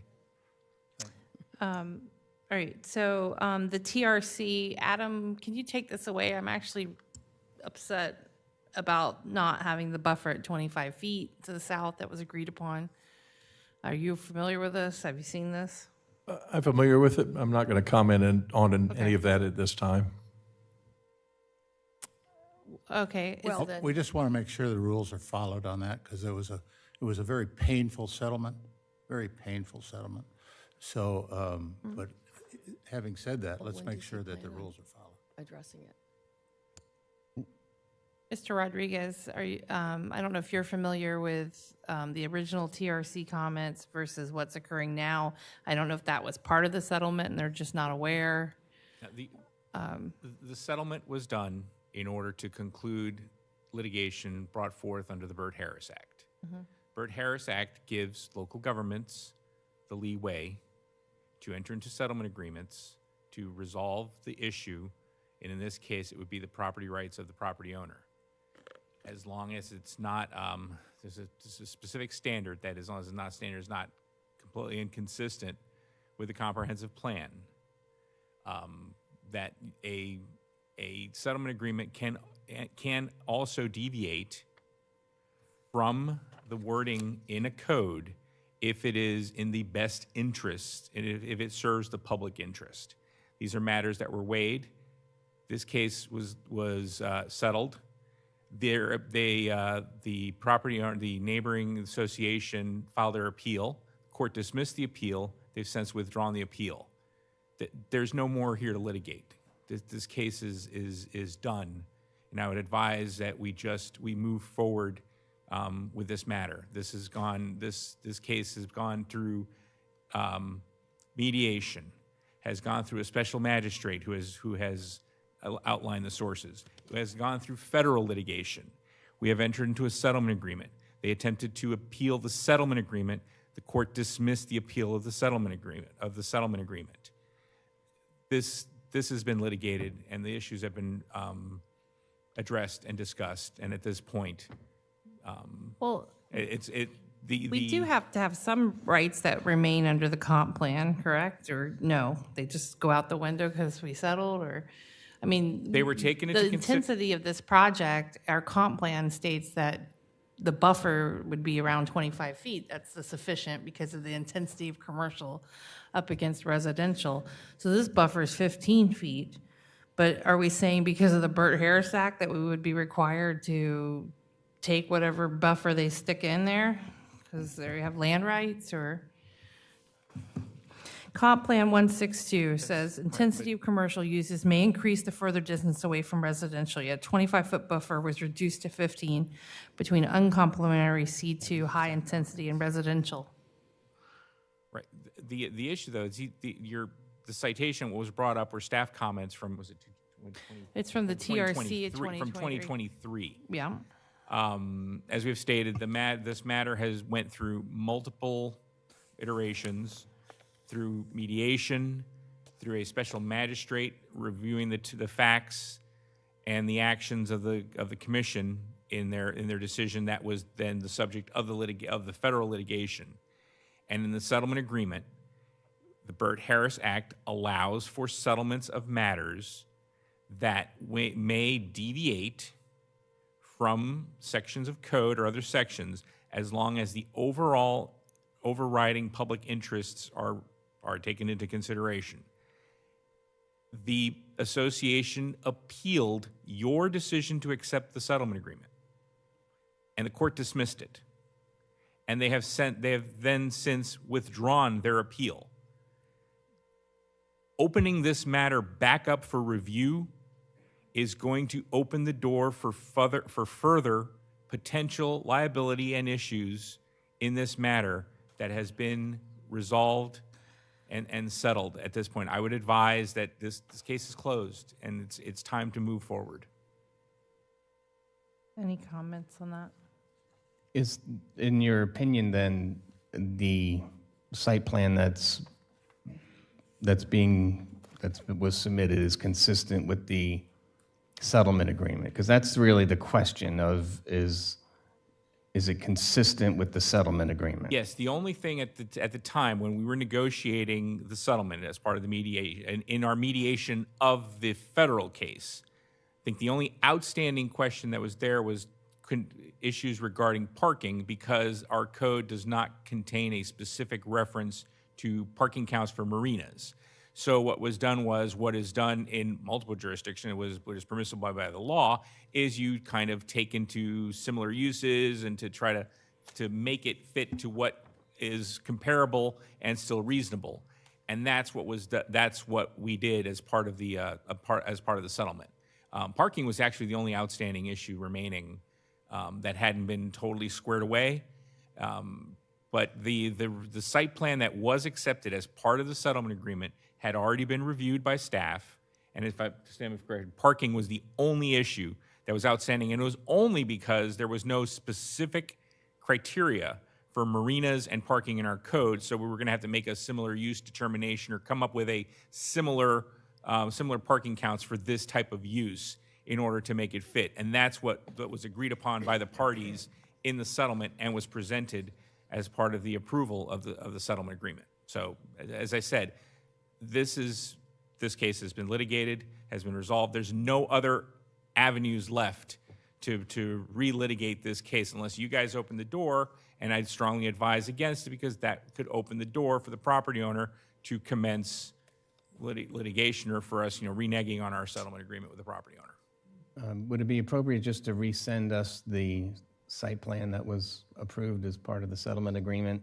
That's fine. With a note that demonstrates it's compliant with what was approved in the settlement agreement. I mean, how far are we along the process? Demolition is underway at the site. I think that's the extent of it. I don't think there's been Site plan review. Site plan review is complete. Okay, so there should be a determination that the complete site plan hasn't changed, right? Just let us know that nothing's changed from the special, from the settlement. Right, the site plan was approved at your approval of the settlement agreement. So that's the approved site plan. So now, if they deviate in their construction from the approved site plan, that's a different issue. That's like anybody else deviating from the approved site plan. But as far as the site plan is concerned, that is approved. And that is what they, as a property owner, are bound to develop the property consistent with their site plan. And what we got from our citizen is the same that was in the settlement agreement. I don't know. I can't attest. What I from the presentation they provided, they were referring to TRC comments and staff comments from years ago. I'm only dealing with the site plan, the final site plan that was submitted and presented, which is the one that we went forward in getting resolved in order to get to the settlement agreement. And that was the site plan that was approved as part of the approval of the settlement agreement. So Adam, does this go back through, does this go back to our Planning and Zoning Committee? Or is this just, this is at staff level, it gets approved, and they move forward with permitting? Correct. They're at the step now where they are moving forward with permitting at this point. Okay. Okay. Two other things. Ed, did you? Charlie Kirk. You've been given the piece on Charlie Kirk. Are the books not in the library, or we don't know? I can check. I sent the email over to our librarian, and she said, thank you very much for the heads up. I'll take care of it. So you might want to just talk with Holly real quick. As far as a local, I'm not opposed to a proclamation or whatever we need to do. The Flagler County REC did the memorial event. I'm on the board there, but I have not heard of anything to commemorate the anniversary. I'll ask it at the board meeting. If a resolution, I'm fine with a resolution. And then I'd like to speak real quick about Mr. Raymond plaque situation. Could I have a explanation on why it is taking so long for him to get any type of response? I think we could just give him a response now. Do you We've want the done it. plaque? Do you want No, the we've plaques to already done remain this. on the county property? We've already done this. We did it Why months doesn't he ago. get, why aren't we doing a committee? Why aren't these things that have been asked for done? Do we need a committee? I don't know. Well, That we it's can't we not just a place unilateral- these? I think the idea of the new center off of 100, our eco center, that's a wonderful idea. Put it there. I mean, that's right out You there. want It's not something going to be ready unilaterally. for 250. You want one person to make all the decisions. It's not at a staff level because it's a donation to us. The board, right? We accepted the donation. Did we not? But we're the committee then. Let us be the committee and make a decision. Just place, Bring it back to us. Staff isn't going to do it. Well, they're going to find a place to put them and then bring it back to us for approval. And a budget, and a timeline, and everything else that goes with it. Right. It might just be able to be installed there at that site within the budget there. Okay. Well, okay. So essentially. Has anybody seen them? Has anybody seen any they're of in these the plaques? back. Yes. You did? They're like And how big are a they? gift that keeps on giving. Jay's seen them. They're about 40 pounds apiece. There are several of them. There are frames and instructions to mount them. I think Mr. Royer's comments were probably right on track that, they could range anywhere from 10,000 to install them to 100,000, depends on how much you want to dress up the mounting. There are plans that were submitted along with them for the instructions on several options. So why aren't we getting together a committee and allowing I think the staff committee is- to do? I think staff's just going to decide what county property they go on. Well, we'll talk about and the what of our public, and then facilities. fund I it. understand that. Yeah. But do we have a time certain? When We'll are put we it on the getting there? agenda for the next meeting. We'll report on the next meeting. So Find a by the end of location. this month, we should have an idea of what we're doing. We'll provide a report. I'll get Thank Mr. you. Royer. We'll talk. Okay, thank you very much. Thank you. I think we've addressed everything, right? Ms. Bollinger, I'll try to get with you guys separately outside of this on your issue. I think that's it for the comments. Anybody else want to address any comments that came up before we go to consent? All right. Any comments on the actual consent agenda? Not to pull, but comments? Mr. Dance? No, ma'am. Ms. Carney? I'm not going to pull. I just want to make a comment. 7A has to do with the merit pay policy. I did look at it. I'd like to say thank you for listening to our comments. Thank you for putting in a self-evaluation. Thank you for pretty much wrapping this project up. My concern is that there is no merit pay budgeted for 26, 27. Is that correct? That is correct. So we've done all this, spent all this time, done all this energy, consumed copious hours to come up with a policy that we don't intend to see through for the next budget year, which leads me only to the comment that I have spoken with staff that have not had evaluations as a result of their employment here. I would hope that the fact that this does not get funded, that we continue with the evaluation and giving employees the time they need to talk through their evaluation. It's vital in any HR function that employees get feedback and they're allowed to give feedback. So the fact we're not funding this, I hope, and there's no way for us to dictate that it does other than going to the administrator, that I would hope that this process and these deadlines are still met on an annual basis. That's my comment. I have nothing else. Mr. Hanson? I don't have anything, no. Ms. Richardson? Nope, I'm fine. Any items to pull from consent? No. Ms. Carney, nothing? No one to, So do we have to vote on the merit part? It's part of consent. part of consent. All right. That there's no merit? You can either pull it. It's a budget item. Yeah. You can, this afternoon, Okay, so yeah, this is just, No, you're voting for it right now. Just the For this policy. year. Just the It's not for policy. next that year's. there will be next no year's. merit. it was for, this is for last year's Last merit. year's. Right. But funding is part of this year's budget discussion. Okay. That will Thank happen you. in So the for the workshop. future, there will be no merit. It's up to us every year. The policy gives us the flexibility every year of determining if there's a merit pay. Okay. It'll be in the workshop today to talk about future years. Okay. Okay. I'm a little timing. I'm sorry I was It's okay. delayed. Thank Any you. motion for consent? Madam Chairman, I move we approve the consent agenda. Second. I have a motion by Mr. Hanson, second by Mr. Dance. All those in favor signify with aye. Aye. Any opposed? Hearing none, we'll move to item 8A, Reach 2 Beach Renourishment. This is a consideration of a bid award, 25 ITB 078 to Weeks Marine for the Flagler County Reach 2 Beach Nourishment Project, not to exceed the amount of $34 million. Hello. Good morning, sir. Madam Chair, Commissioners. Can't hear you. Tabassian, Can't County hear you. Engineer. Hamid, can't hear you. Need to speak in the mic. Maybe the mic needs to be a little louder.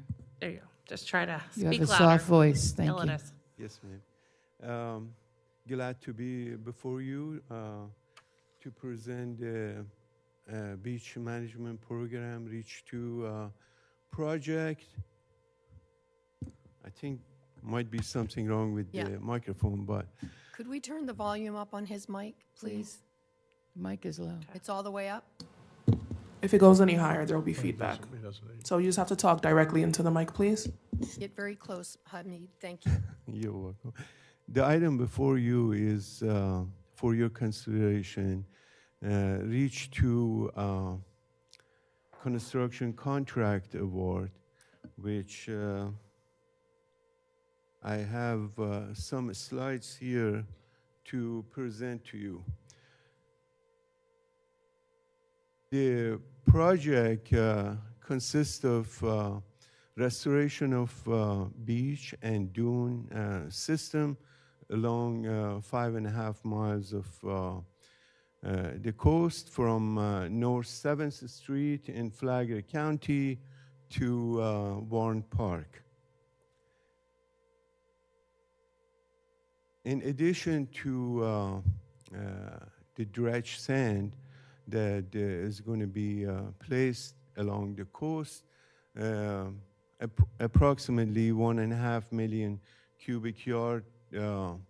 That would varies anywhere from 20 cubic yard to 80 cubic yard per foot We would have planting, and the project is going to take approximately 4 to 6 months to complete. Anticipate to get the project underway in November. We plan on having a pre-construction meeting in October, and the project would has been permitted by Army Corps of Engineers and the Department of Environmental Protection Agency, and it would be in compliance with all the permit requirements. A little bit about the procurement. We issued the invitation to bid on March 5th. We had a pre-bid meeting, and we received 4 bids on May 7th. Here is a list of bid items that the bidders bid on. The bids in total came anywhere from 52 million to 39 million approximately. Some of the major items of the bids are highlighted here. Mobilization varied anywhere from 6 million to 6.7. 5 beach dune fill or sand.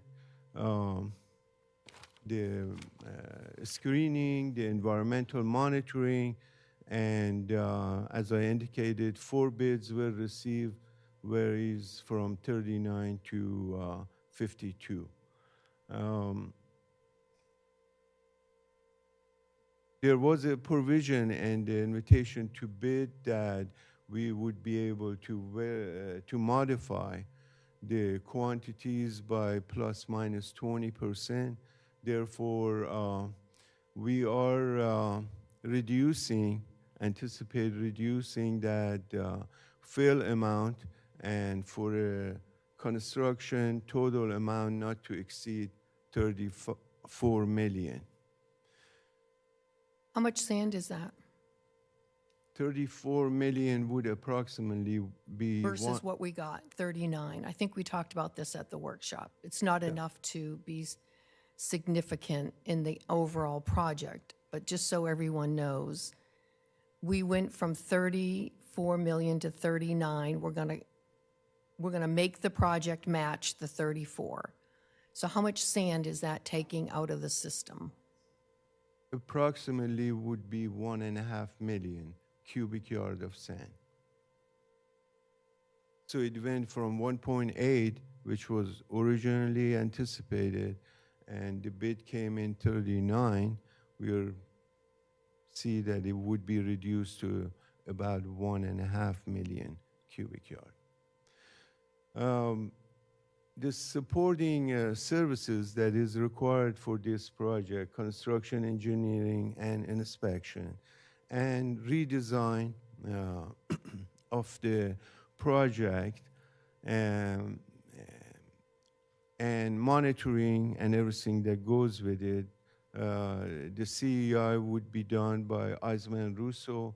The pre-construction and post-construction services would be done by FOT Infrastructure and Environment, and totaling the construction contract amount and these two supporting contracts, the total project cost comes out to be $35,019,834. We have here a funding plan that consists of 2 FDOT agreements that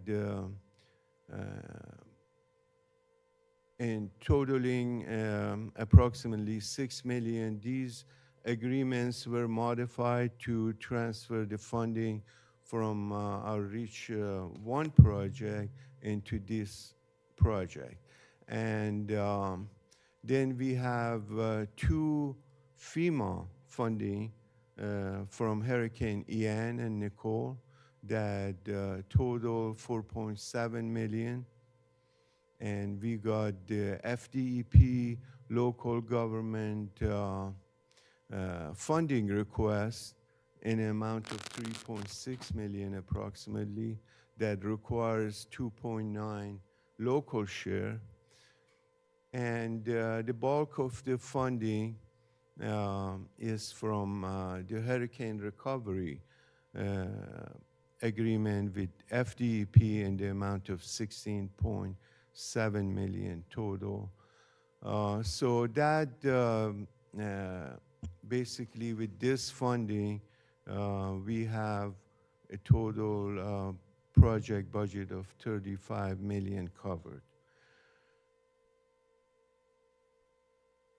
There were some discussions previously about the easements here, and this slide will need a correction. I believe now we have down to 13 easements remaining and about 1,000 feet of the project length that lacking that easement, although seaward of the erosion control line still the could be is going to be filled, and those gaps are the basically those red marks along the 5.5 mile designates where those gaps potentially may be.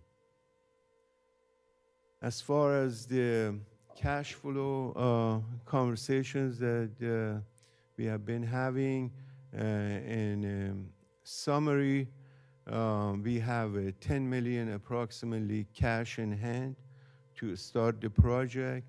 The remaining 26 million, 20 million of that we believe that in coordination with FDEP that they have accepted our request to submit reimbursement requests on monthly basis.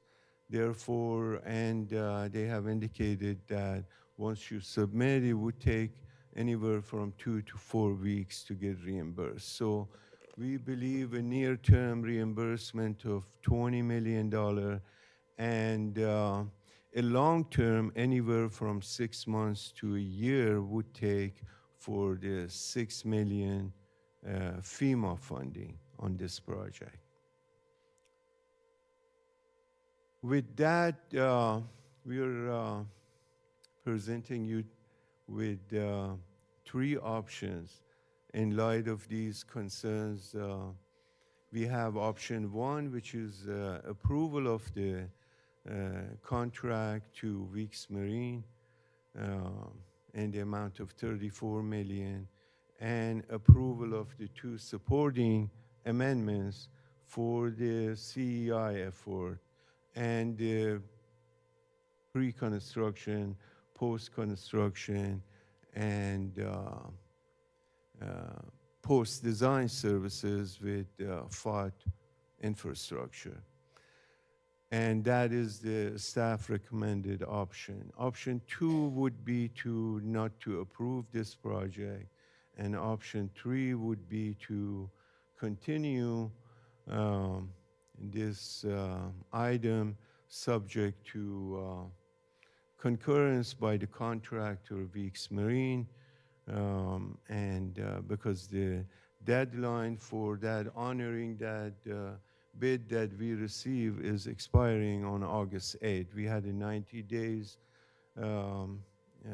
requirements in the contract for the bids to be honored, and August 6th is the deadline.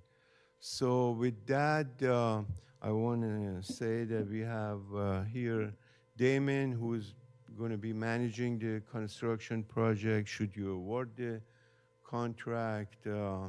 We have Amanda here, who's going to be taking care of the reimbursements, and he's our assistant. She's our assistant project manager on this. We also got Matt Henry from Weeks Marine here for any questions you may have. We have Chris Creed, our from FOT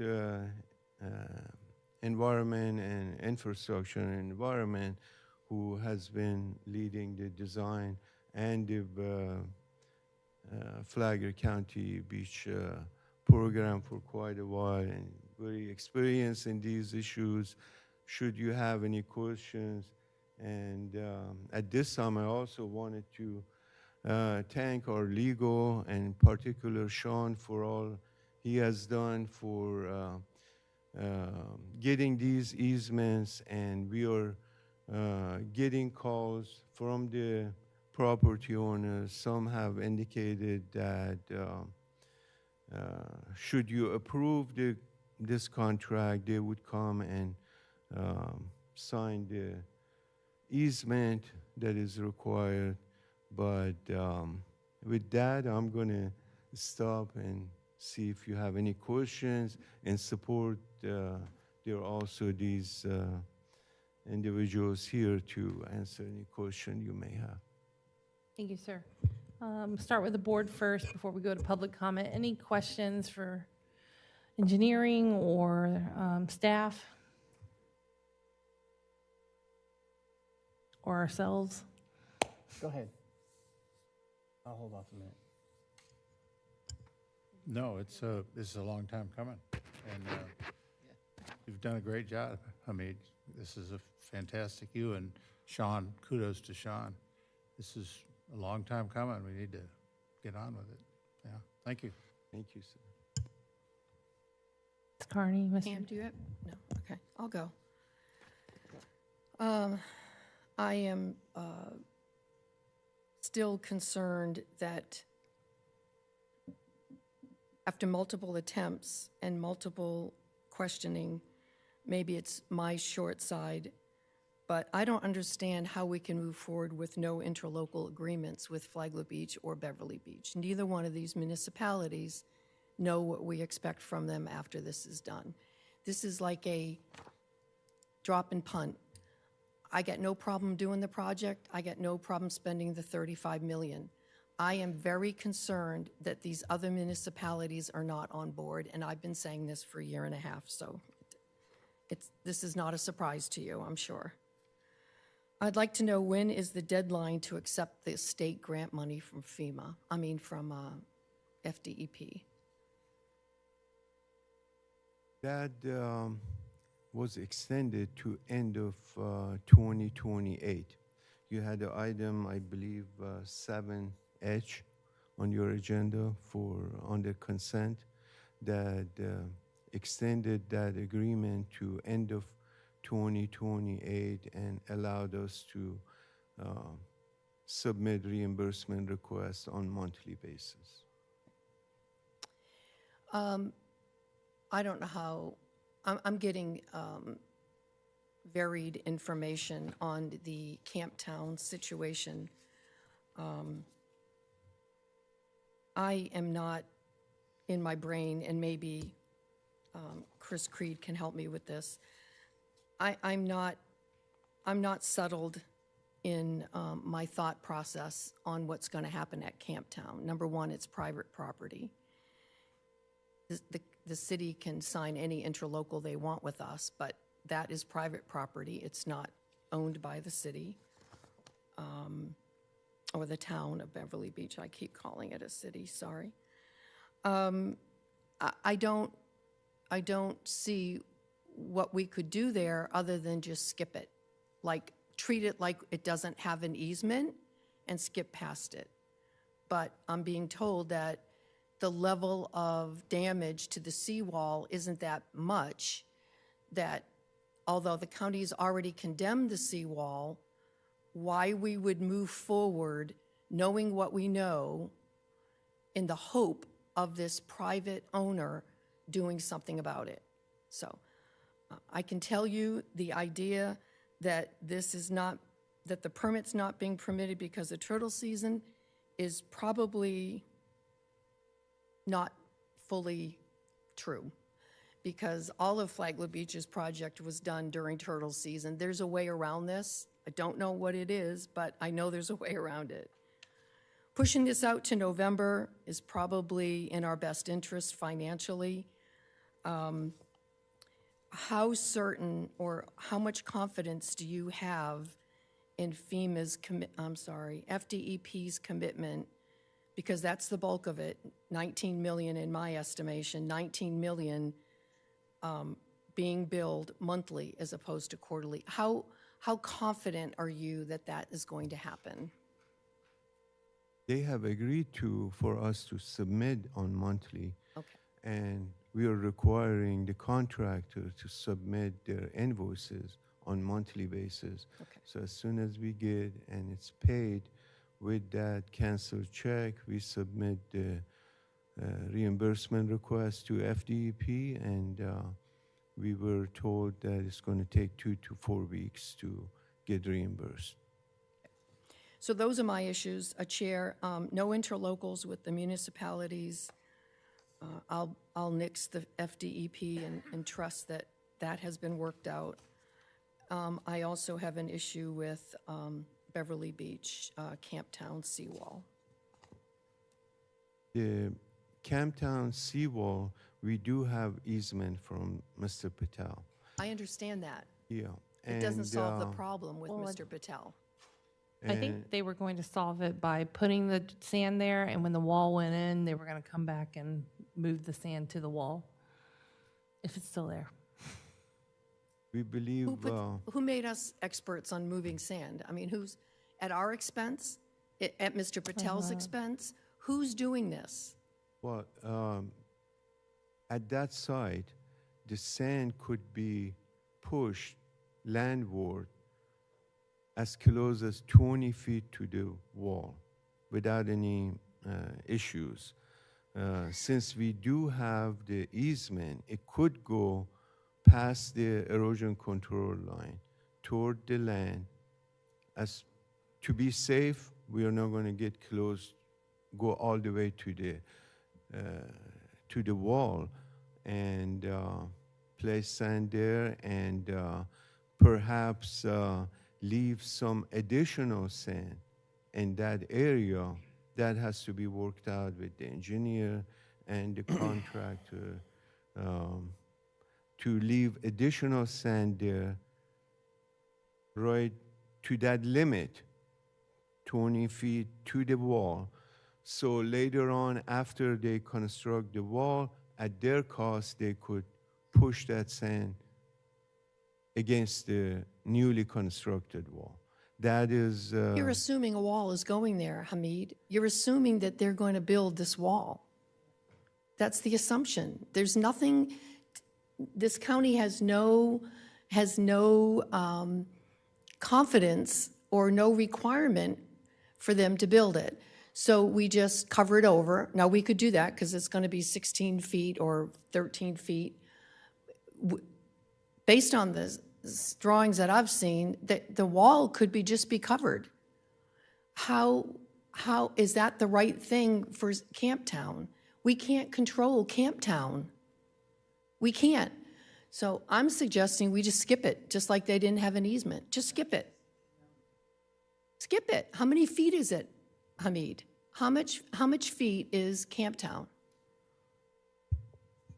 Quarter of a mile? An eighth of a mile? The exact mile, do you know, Damon? The more precise length of the RV site?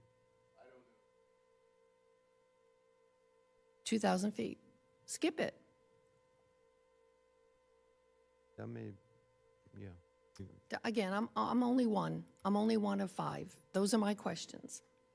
Thank you for helping me. Yeah.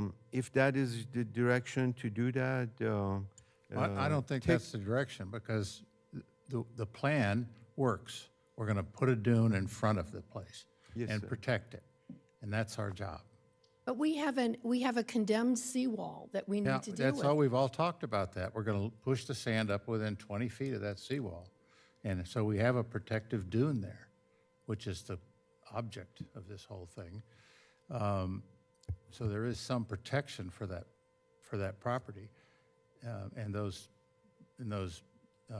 facilities behind that property. But we don't, I mean, it's very immature thinking to just say, don't put anything there. we have a plan.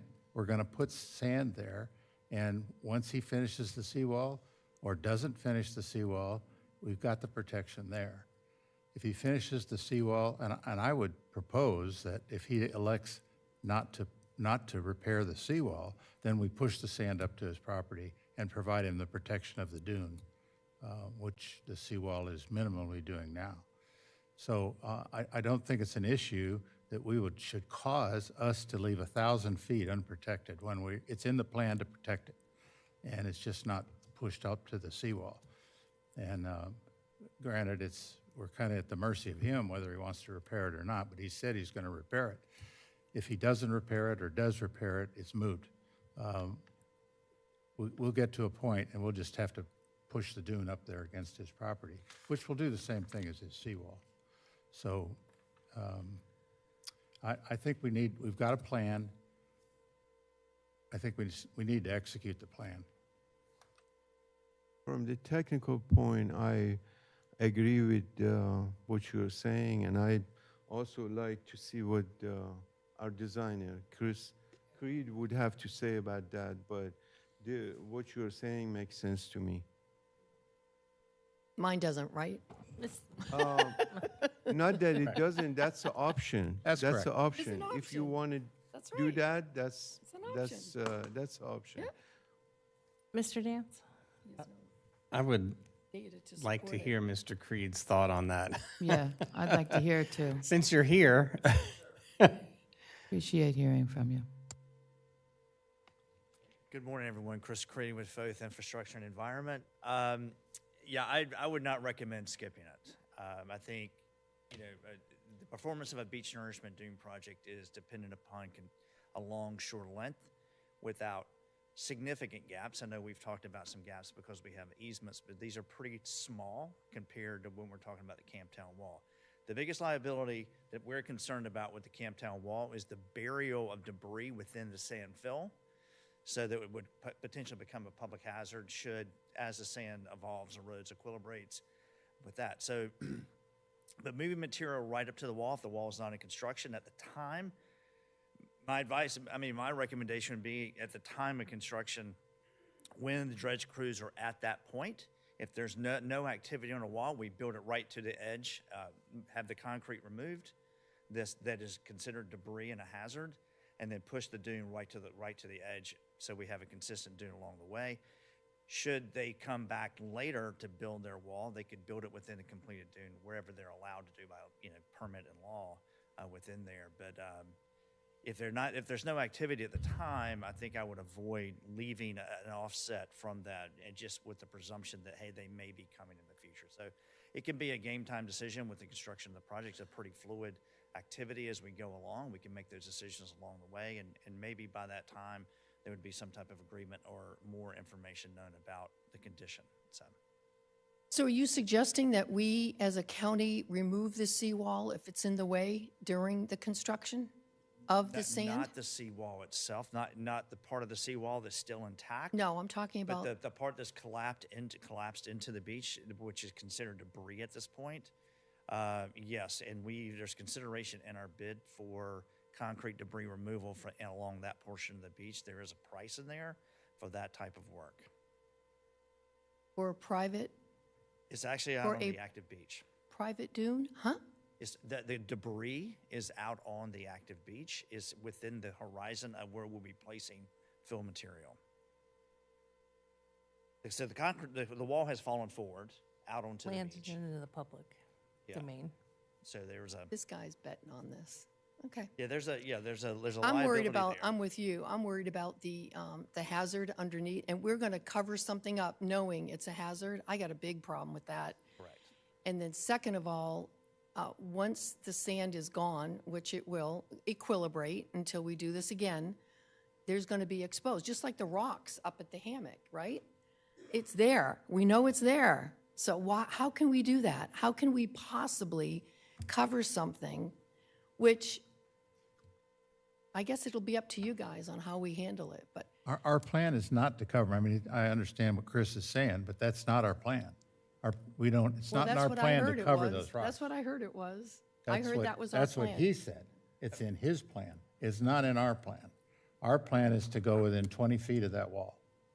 And that's it. And then let him decide to repair it or not repair it. If he repairs it, fine, we push the sand.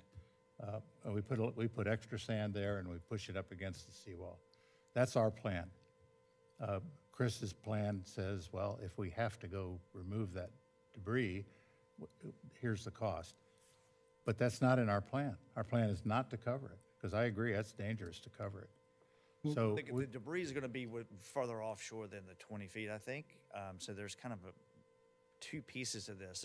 There's the existing debris, and then there's the room to allow them to reconstruct their wall. I mean, the idea was, hey, we're going to have an offset so we wouldn't bury where they're working, so they could go and build their wall, and then the material can be pushed up against the wall nicely. I would still encourage the county to consider removing the debris anywhere sand is placed, so that we don't bury it. And I think some of that material you're going to find is probably a little further out onto the beach than beyond 20 feet of that line. And the line's kind of hard to know at this point because the areas have collapsed, they've eroded, and it's not a continuous, nice, smooth line as it was before. So it'll have to, there probably would have to be some field decisions made, kind of a general directive of what the goal of the county is, and then that would have to be implemented at the time of construction based on conditions that existed at that time. Do you have any private resident seawalls that are in as bad as that one? Not that we're aware of right now. No, they're most in pretty good shape. And of the seawall at Beverly Beach at Camptown that is not collapsed, do you keep that and accept that, or do you take it all?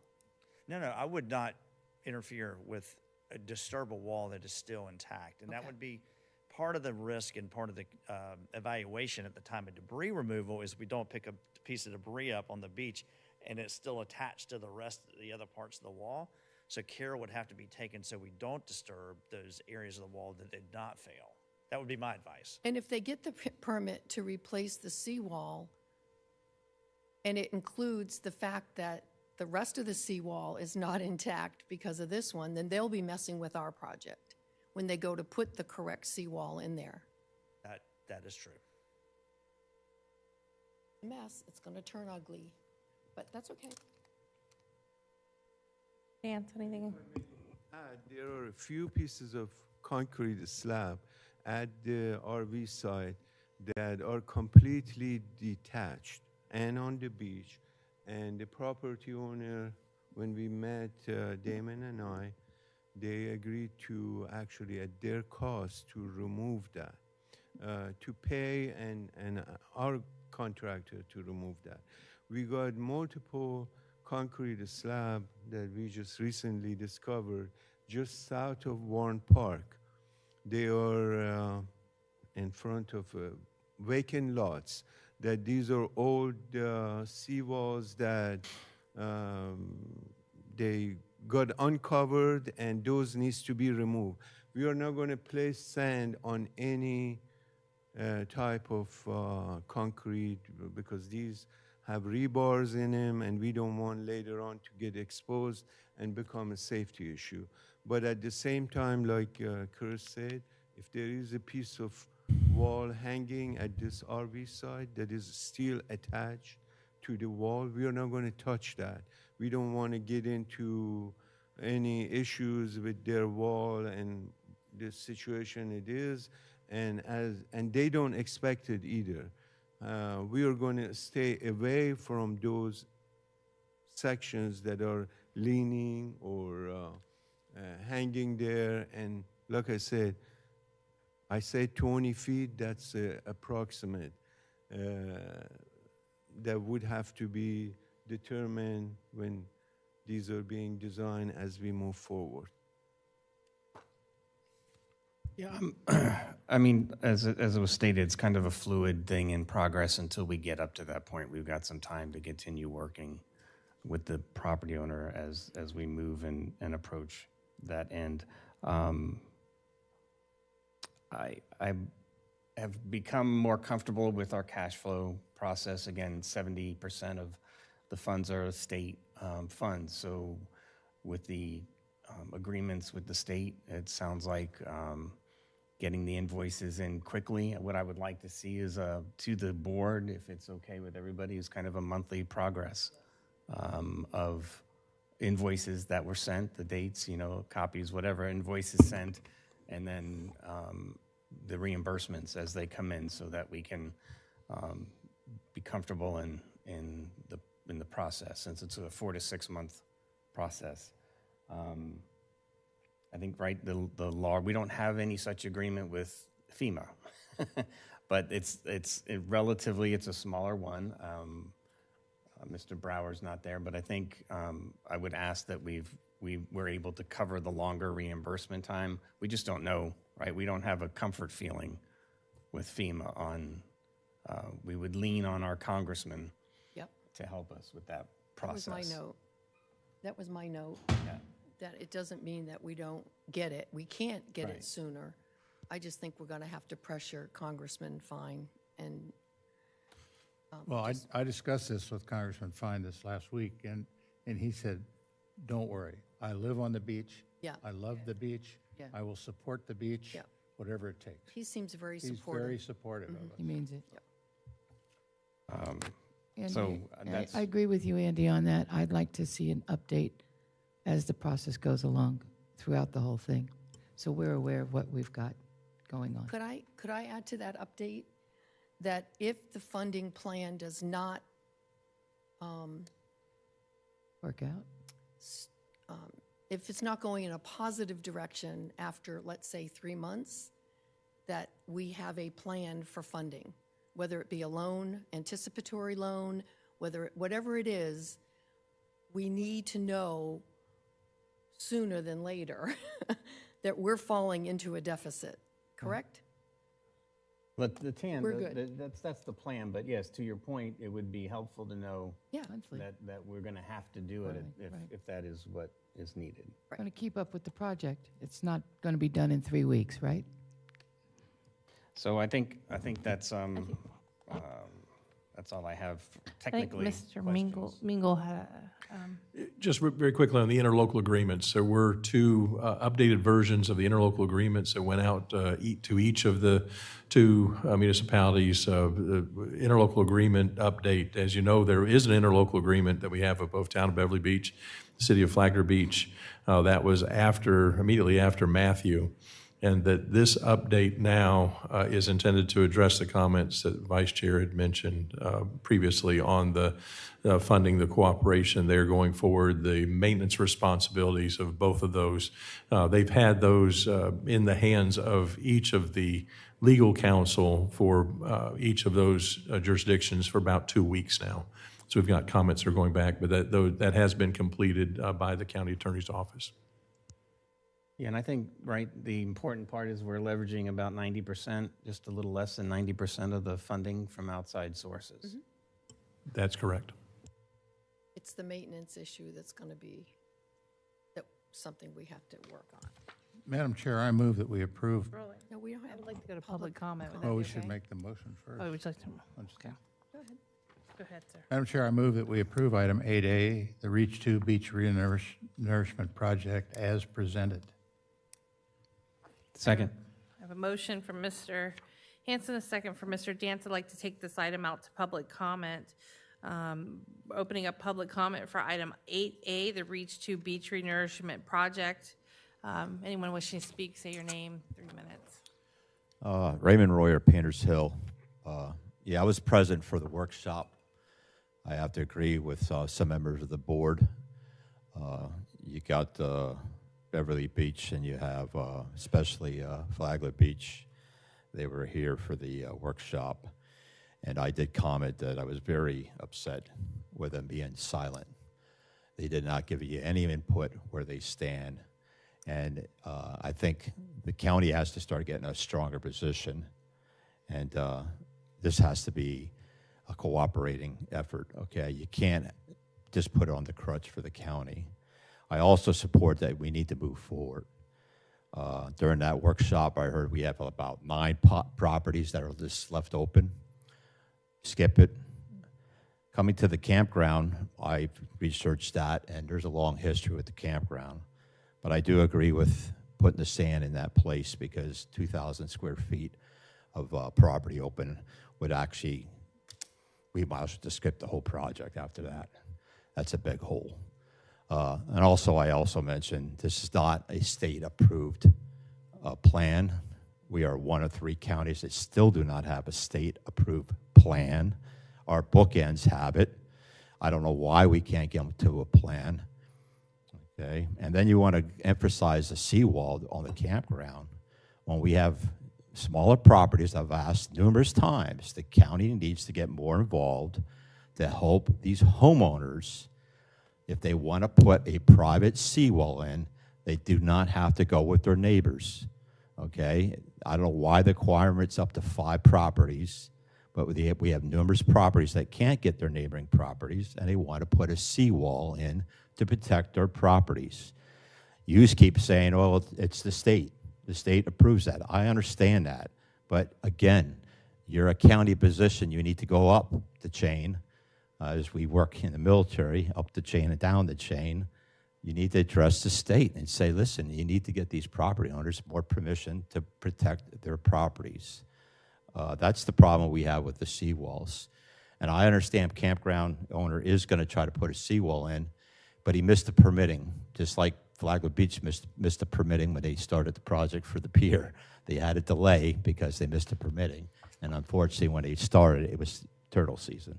So there is a process, but we need to move forward. And again, we also, if you notice that one picture, obviously somebody doesn't have stairs in place, and he's actually walking down the sand there.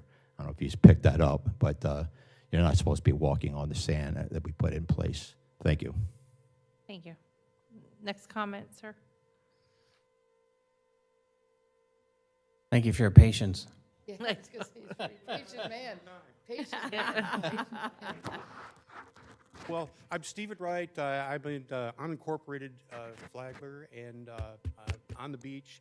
Myself and many of my neighbors, we were here on the 20th of February 2025 and listened to information about the Reach 2 program. We're very excited about it. Back in January of this year, we all went together, signed easements, got all of that done, and we've just been waiting and waiting, hearing rumors, thinking it's going to start. It didn't start, and just want to convey that we're anxious about it. We talked to, on February 20th, the past city attorney. He assured us that if there were holdouts, it won't be like Reach 1. We'll just go around them and not to worry, you know, and this is the information that we had. So we're just asking for your consideration, myself and many of my neighbors, to let's move forward as soon as possible. Thank you. Thank you, sir.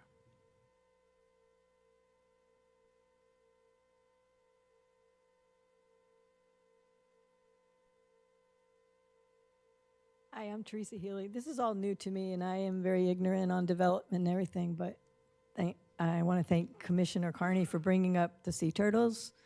I mean, how is it going to affect them long term? Because it is a huge nesting area, obviously, we all know that. So that's just my concern. Thanks. Thank you. Anyone else on this matter? Seeing none, I close public comment, bring it back to the board. I didn't weigh in on it. I echo everyone's sentiment here. It's a very expensive, costly project, less sand. We don't have all the easements, we don't have the wall, but we do have a large amount of funding on the line from the state, and I think everybody would like to see us move forward. We will probably face some issues along the way if the cash flow doesn't work properly. We could be looking at taking out tax anticipation notes, but we know that risk. And I think that,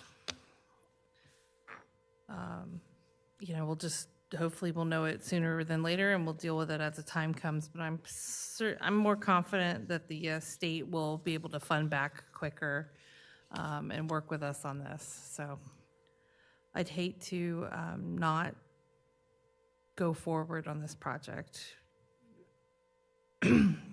overall. That's when I look at the risk.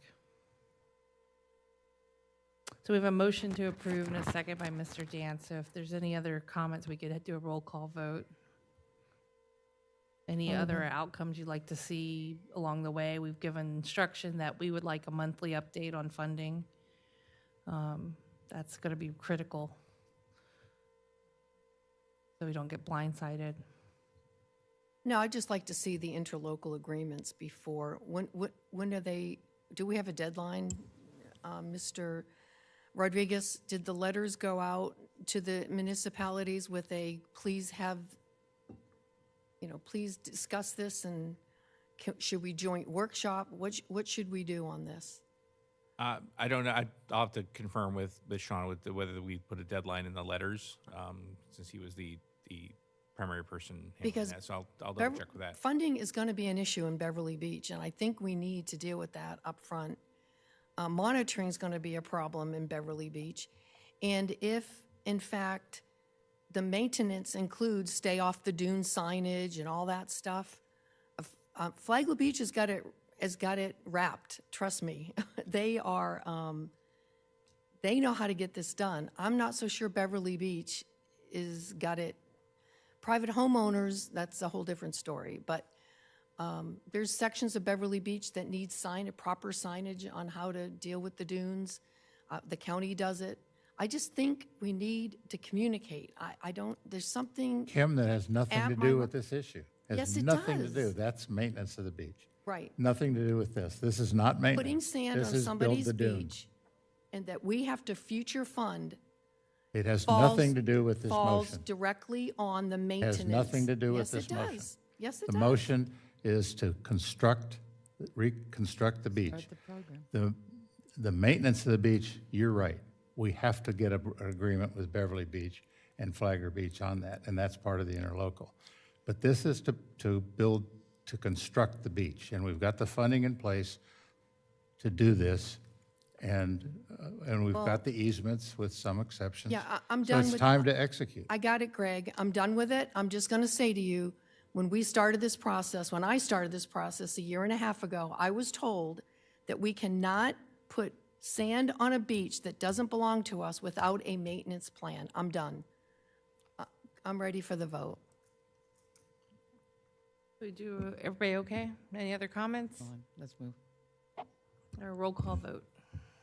Commissioner Hanson, Yes. Commissioner Carney, Yes. Commissioner Dance, Yes. Commissioner Richardson, Yes. Chair Pennington. Yes. All right, motion passes 5-0. We're moving on to item 9. This is a quasi-judicial process. Audience should refrain from any clapping, booing, shouts, approval. To avoid potential legal ramification and possible overturning of a decision by the courts, a public hearing must be fair in 3 respects: form, substance, and appearance. This is 9A, quasi-judicial request for waiver from sterilization requirement of the non-common household pet and wild animal sanctuary shelter facility. It is a special exception use in the Ag District on Carter Trail. Mr. Dance, it's a quasi-judicial. Have you had any contact or with anyone? No. Ms. Carney, have you had any contact? No. Mr. Hanson, have you had any contact? I've had none. Ms. Richardson? No. No, I have not had any. Good morning, Chuck. Morning, yep. Good morning to you, too. Chair, members of the board. This is, like the chair said, this is a waiver for an approved special exception that was approved last month by the planning board.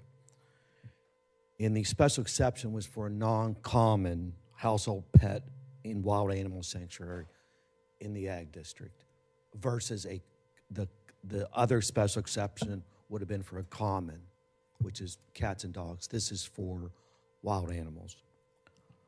The Samadhi Wildlife Organization is a nonprofit organization for the wildlife rehabilitation. I believe they've been around since about 2020. They're relocating from Ormond Beach. As you can see, the property is in the southern part of the county, west of 95, north of Hunters Ridge.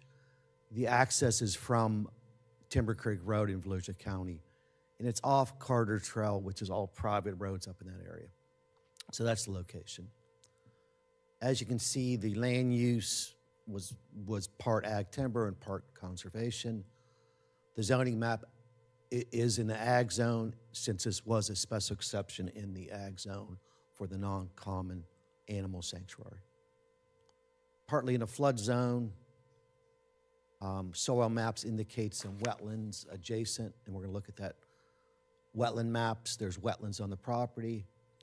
And this is the layout of the property. As you can see, they avoided the floodplain, they avoided the wetlands, and they avoided the conservation area. And this is showing a animal work area, indoor animal work area with a breezeway between that and their future home. And the roadway is coming from Carter Trail, and it's going to be a private access. And there's a close-up view of it. You can see the structure with the access in the wetland buffers, drain field, things like that. And once again, this is Samadhi Wildlife. They're a registered 501c3. They have a permit from the FWC to rehabilitate wildlife, sick, injured, and orphaned native wildlife, and then releasing them back to their natural habitat. The site is 10.44 acres. It's currently unimproved. Once again, speaking of the special exception, it was approved for the non-common household pet and wildlife animal sanctuary last month. As you saw in the site plan, it would be a single-family dwelling with an animal care facility, 10 outdoor animal containment structures, and there'd be a 100-foot setback to the animal use areas from the property lines. And as we talked about, this is a waiver from one of the 19 standards for the non-common animal facility. And there's some of the standards, such as federal permits, animal containment, a veterinarian on record, things like that. And the one that they're asking for a waiver is LDC Section 30302C16O, which requires sterilization for all animals maintained at the facility. And the planning board approved a waiver, recommended waiver for this requirement as stated in the code. So one of the reasons they're requesting it is their operation is going to be a rehab facility versus a long-term sanctuary. And moving along, options are to approve the waiver request from LDC Section 30302 C16O, which would require the sterilization of all animals, or to deny that request, or to continue based on insufficient information. With that, I'm going to put this in the record. We have the applicants here for any questions. Thank you. Thank you, sir. Board, any questions, comments on this matter? Yes, sir. Can our waiver be conditioned? Or is it an exclusive waiver? I'm looking at the attorney for this.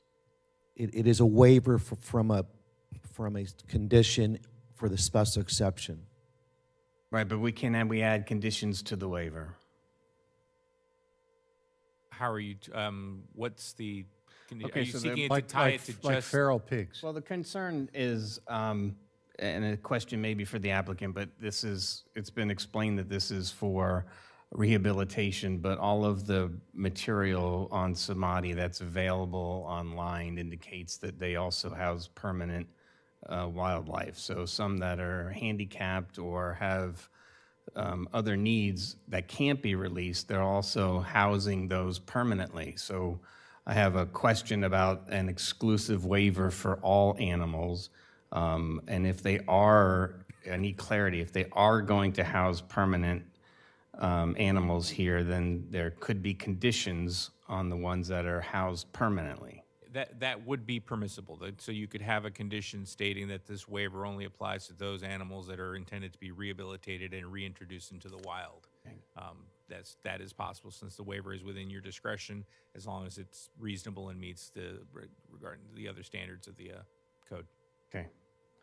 I think that was all I had for you, Chuck. Thank you. Any questions? We're going to hear from folks that are doing it, right? Would you like to hear from the folks that are the applicant? Sure, she would. The folks. Coming up. They've been patiently waiting for this time, too. The patient folks, thank you for your patience. Buddy, thank you for having us, Mr. Dance, to address your question. We have exactly 11 long-term residents that have disabilities that can't be released back to the wild. We have all of the males are together and the females are separate. So there is no interactions between the two, so it is impossible for breeding. We are not trying to breed, we're trying to release animals back into their habitat. Okay. Yeah, is there, for the ones that are permanent, is there objections to those being spayed, neutered, or sterilized, or? Yes, actually.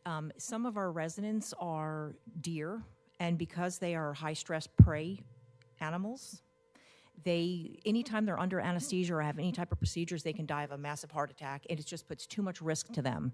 They're very, very fragile animals. So I highly, highly, recommend staying completely away from that. Also, one of our female raccoons that is a resident is actually already spayed because she had a medical condition that actually required her to be spayed. The other animals are all, like I said, they're housed together. So it's just all males together, so there's no reason. Also, with wild animals, when you're spaying and neutering and things like that, it completely just messes with their everything, their metabolisms, their hormones, it just changes them. So it's really not recommended, honestly, medically. So you could put together a plan for the county on how you will separate the sexes and deal with permanently housed. And is there a limit to the number of permanently housed that you will deal with? Well, the state very, very strictly watches what we're doing, and they frown upon a lot of residents. So when we have, it's a very limited number. I'd say more than 90% of our animals are released back to the wild. The ones that have to stay, it is very, very strict. It has to go through other rehabilitators. It has to also go through a veterinarian deeming that these animals are in fact non-releasable. So it's not that easy to keep animals. It's very, very strict. We have to go through a big, process to get that approved, to even have a resident. So it's not like what you're thinking. Right, but they're not objecting to being able to put together a plan. So Oh, we no, show that's the no county problem at all. Yeah, that, for and sure. if anybody comes and inspects, then they can follow this plan that you've put together for the residents. Absolutely. Okay. Yeah, we'd be happy to submit pictures of the residents that are in enclosures, and anything you need to show how they're housed and taken care of and separated. Is this a business? You're a 501c3, but do you make any money from the state or anything like that doing No, this? we are 100% donation-based. We don't take a dime. 100% of the donations raised go to the animals. We do not make any money at all. And on the residents that you talked about, you have a raccoon and a deer. What else do you have? We have one resident possum and a resident squirrel. Thank you. Is that it? Can I- My name I is have a Jesse. question. I am the Vice President of Samadhi Wildlife.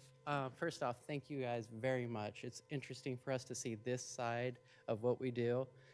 The reality of it is, her and I started this organization when she became licensed to the state for wildlife rehab.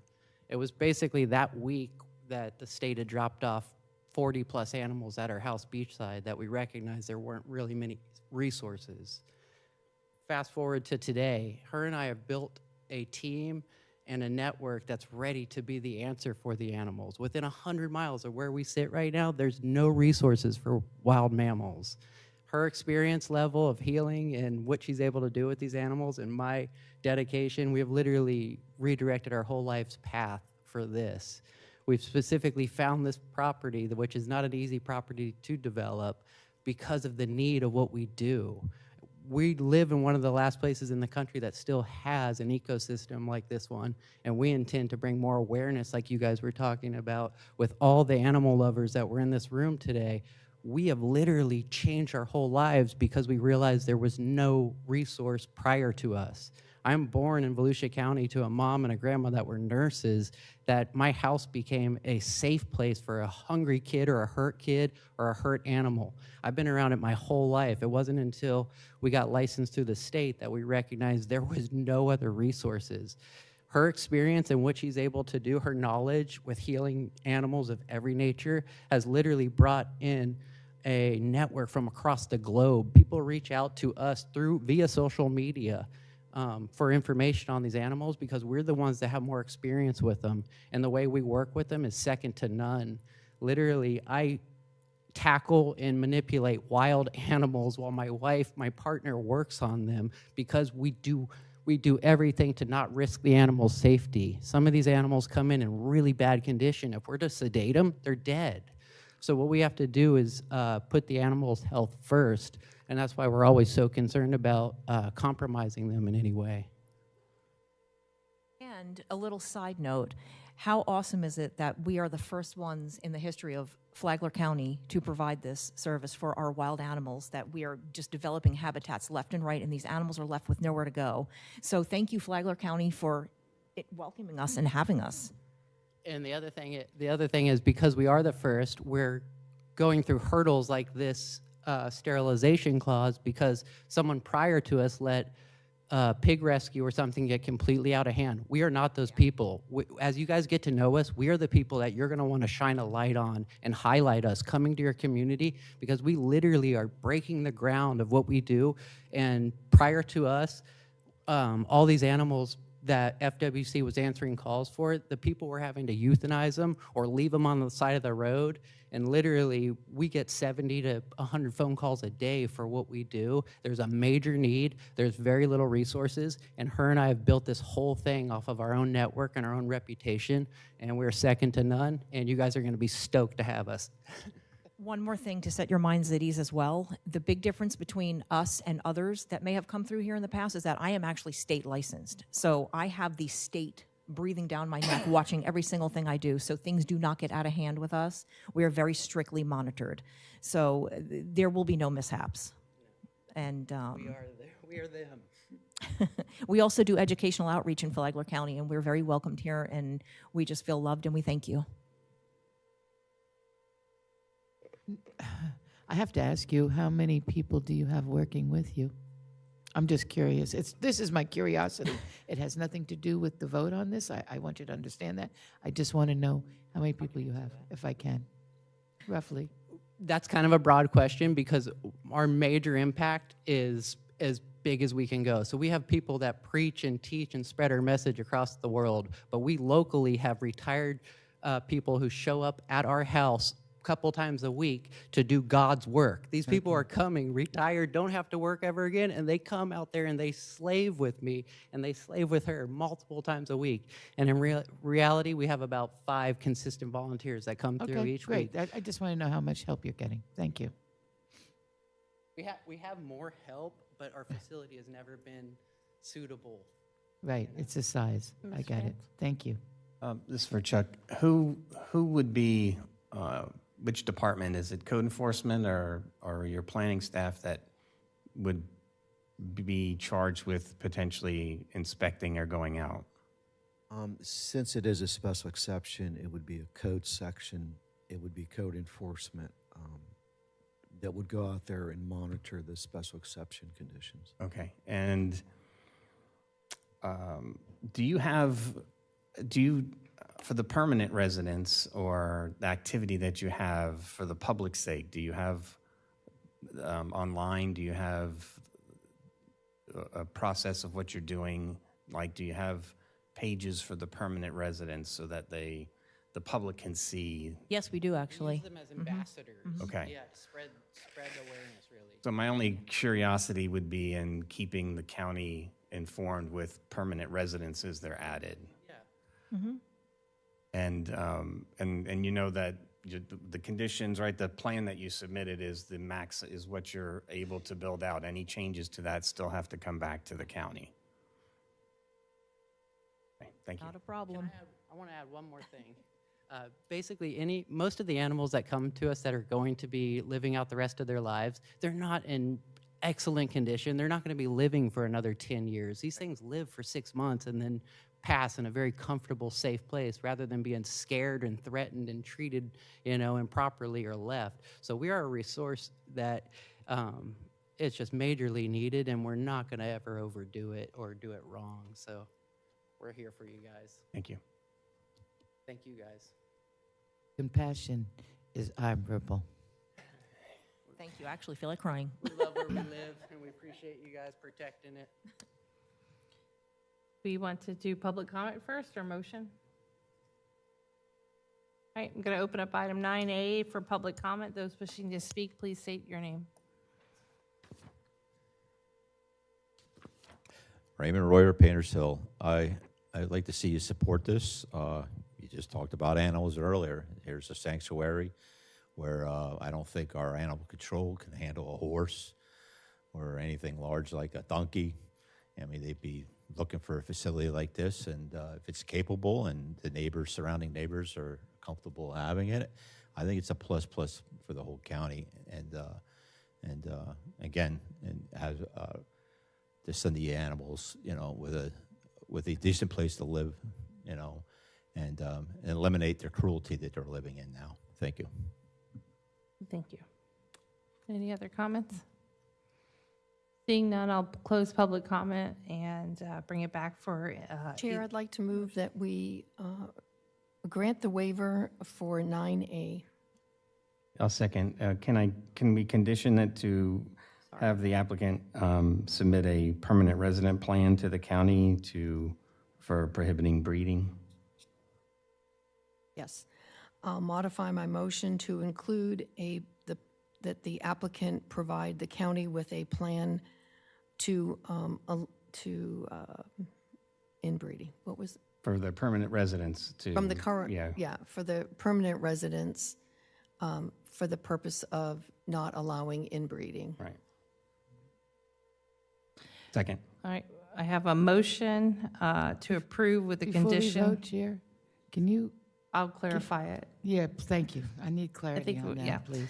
We have a motion to approve contingent upon a plan by the owners to submit documentation, a plan to Chuck, correct, Andy? Yeah. Stating that the permanent residents of this sanctuary not be allowed to be bred. There will be a plan for that. Right. That sound right? A little more comfortable in my head, okay. To ensure that they're not bred. Okay. So we have a motion for that, a second. Want to do it? Go ahead, do a roll call on it. Commissioner Dance? Yes. Commissioner Richardson? Yes. Commissioner Hanson? Yes. Chair Pennington? Yes. Commissioner Carney? Yes. All right, God bless passes. Moving on. Item 9B, this is legislative. It is the second reading of the moratorium on data centers.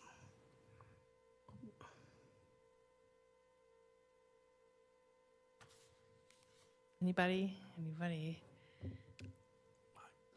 Don't have much on this one, right? Nope. There's no changes. Yeah, no Want to changes. move forward to a vote. It just, Or public it comment. got added on. They forgot that there was a second. It got added on 7/29. It's just a continuation from last month. It's the second reading of a one-year moratorium against data centers in the unincorporated Flagler County while research is done to determine if they are viable for our community. So my research showed that I did have some feedback on this from the community. There are different types of data centers, and it looks like we caught the major two types of data centers in this ordinance. So I'm okay with it. I just think we might end up having to categorize or define the data center and at what point it's a viable data center and which point there isn't.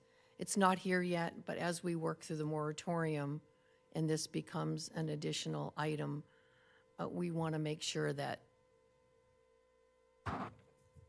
we identify which types. And I think we did it in the ordinance. I just know there's different types of data centers. And it's a one-year moratorium, so we go from there. I think we'll know more it's constantly in the news daily, all the time, all the time. But they're using data center to They're define it's all an four overall, types. right, it's a coverall for So- everybody. Right. And there are different types, but we don't know enough about it at this point.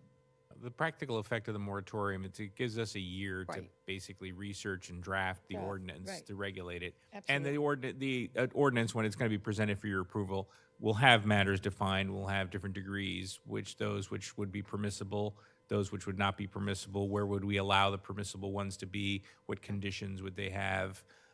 Those are all things that'll be taken into consideration while we draft the ordinance. We'll draft one, the comprehensive plan amendment, to address it in our comp plan, and then the regulations that would be addressed in the LDC. Perfect. Thank you. Madam Chair. Yes, sir. I had sent a letter after reviewing the original draft to Mr. Rodriguez. So my concerns are that we are, as I understood the purpose, and kind of what Ms. Carney said, the purpose of the moratorium is to temporarily pause all new data centers, regardless of size, while we determine what the regulations are that are appropriate. But the ordinance repeatedly refers to large-scale data centers and large load customer facilities. So my concern is we're unintentionally narrowing the scope of the moratorium before we've even begun the planning process. And I don't want this language to be confused because we're going to be reviewing all levels, that it be interpreted that a smaller scale one is not part of this moratorium. And I want it to be clear, and maybe the wording adjusted so that the references to large scale and large load customer facilities is removed, and we focus on all data centers, because that is the purpose of our review, is to analyze each type differently. They could require different codes or requirements, and just want to make sure that we're not hurting ourselves with language in the ordinance. So my request would be, if I make a motion, it would be to remove all references to large scale and large load facilities so that we're including everything. What determines large versus small? Well, that's put to be determined.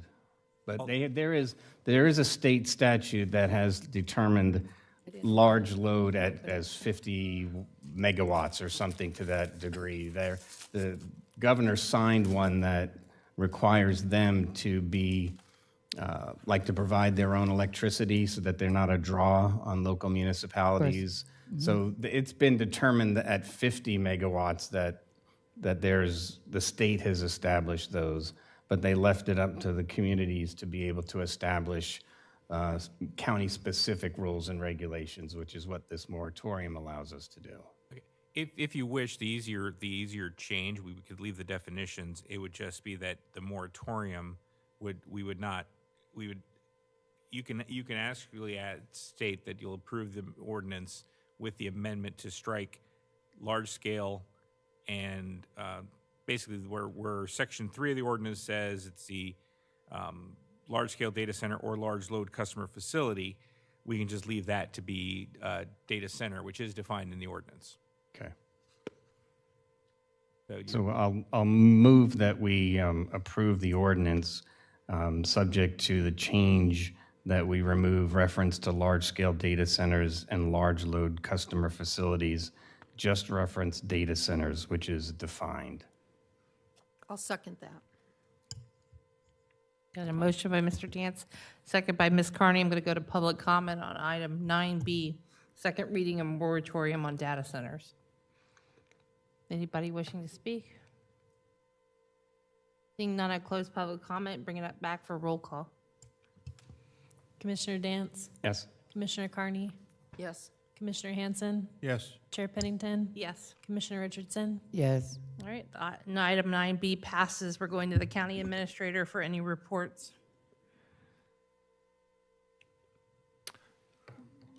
None at this time. I'll share something if I've got anything to add at the budget meeting or at the workshop this afternoon. Thank you. County attorney? The one thing, seeking a consensus, tomorrow the city of Palm Coast will be having their city council meeting and discussing the westward expansion. We have already submitted a letter with the county's position. We did confirm in the latest showing of their agenda that our letter is placed there, just seeking that we are, have a representative of at least the county attorney's office will be attending to present any of the county's positions. That'll be consistent with the letter that's already in their record. We will not go, make any arguments above and beyond that scope. But I wanted to seek and get your consensus and approval to allow a member of our staff to attend the meeting tomorrow and participate if they need to participate to the extent of what has already been provided to the city on the record. Yes, I looked at I read through their agreement, and it looks like they struck the old brick road. The developer did from version 7. So I don't know what that means to us, if they're just intending to work around the brick road or not taking in our request about buffering. It doesn't seem to be there at all, so I'm a little concerned on that. If you wish, we would like you to. Sarah intends to attend. I would like everybody okay with that and comfortable consensus that. Yeah, my question was, since it's been submitted, if anybody has reviewed the MPD, you had an opportunity. I haven't started yet, but if they had, I was under the impression that they were going to take our comments from planning board and address them in the MPD. I recall, I know Sarah and I discussed it. Right now I'm blanking on the details, whether all of our concerns have been addressed. Do we have emails or anything that confirms or? I don't believe that, because the last of the materials were just sent to us late last week. And actually, I believe they were sent, was the planning department didn't even send it to our office. They were sent to the growth management office. We got the copy from growth management sent up to us for us to review. It doesn't look like they addressed anything from I could tell, but yes, Sarah should be even there. more reason why Sarah should be there. Consensus, yes. That's Thank you, all. sir. We're going to go to last community outreach, 3-minute time period allocated for public comments for anything that was not on the agenda. Anybody wishing to speak? David Eckert, Kelly Del Sur. Standing on the shoulders of your positive vote for REACH 2, I just wanted to kind of remind you some additional steps that you can add to this would be very positive. So you have the qualitative beach management plan that's sitting there. You can take the designs for REACH 1 and REACH 2 and incorporate it into the beach management plan to have qualitative projects in the beach management plan for an update. Beyond that, you have critically eroded beach designation now on 16 of the 18 miles. You can reach out to Florida DEP relative to this seawall situation in Beverly Beach, Camptown, to get their input, because when you're critically eroded beach designation, you're part of the strategic beach management plan for the FDEP that they have to publish and update. So you'll see sentences and paragraphs relative to the Flagler County section relative to the plans. I think it would be good to get their input relative to whether this is an opportunity to remove the seawall in Camptown and just make it sand and have that accomplishment and take that approach. They may choose not to comment, but you have that opportunity there. Now, the next issue that comes up is that REACH 1 and REACH 2 have the initial projects set in. And for not this year's budget now, but for the next and upcoming budgets, you have the opportunity to make those managed beaches with FDEP. And you'll see in the critically eroded beach designation, there's 2 categories, unmanaged and managed by FDEP. So the issue is that as you fill those budgets and fund those out in perpetuity, step by step, REACH 1, REACH 2, REACH 3, you should be updating all those documents so that they're consistent at this time, so that the staff could start that work, put those designs, put whatever funding decisions, and when you put the money in, whether it's 1-year money, like you're doing this year again, $5 million or so, you mention that in the Strategic Beach Management Plan that's published by the FDEP. So I'd like to encourage you to take those steps to meld these systems together in a way that shows that you will manage all 18 miles, and then use this as leverage to get Camptown and not Camptown, Beverly Beach and Flagler Beach committed, local sponsors, funding in their budgets, all those types of things, because all of that data feeds into the Strategic Beach Management Plan of Florida DEP. So as you do that, if you don't do it, then I'll go to the state like I did last year and try to get legislation changed at the state, because you're not passing the ordinances and the things that you do. You say you want home rule. Take charge of this thing and publish it.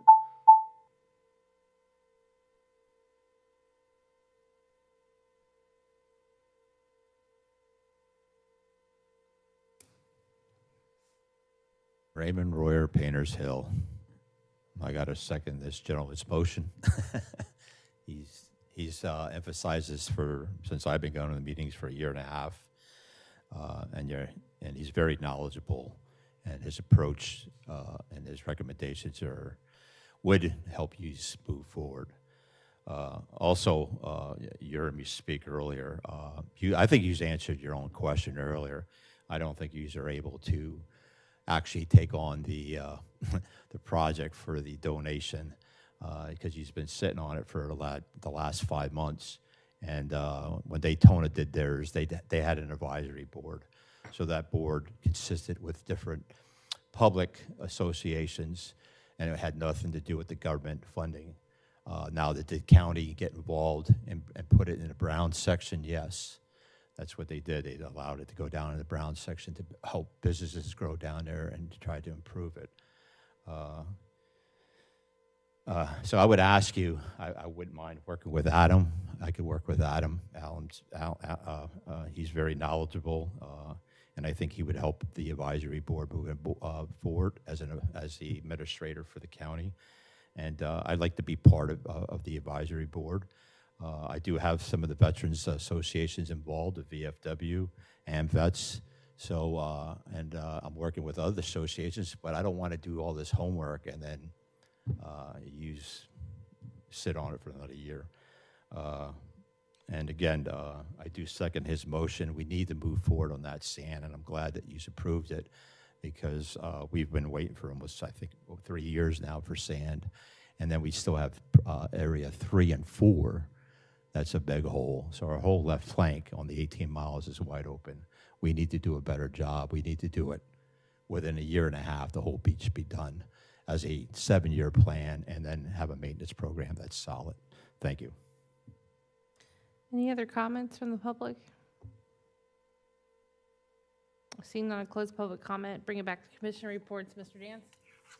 I couldn't find my letter. There's a letter I think we all got about a grant at Wickline Park that a nonprofit was working for invasive species removal. And I just wanted to get consensus if they wanted support from the county to pursue back up their grant for continuing to remove invasive species at Wickline Park.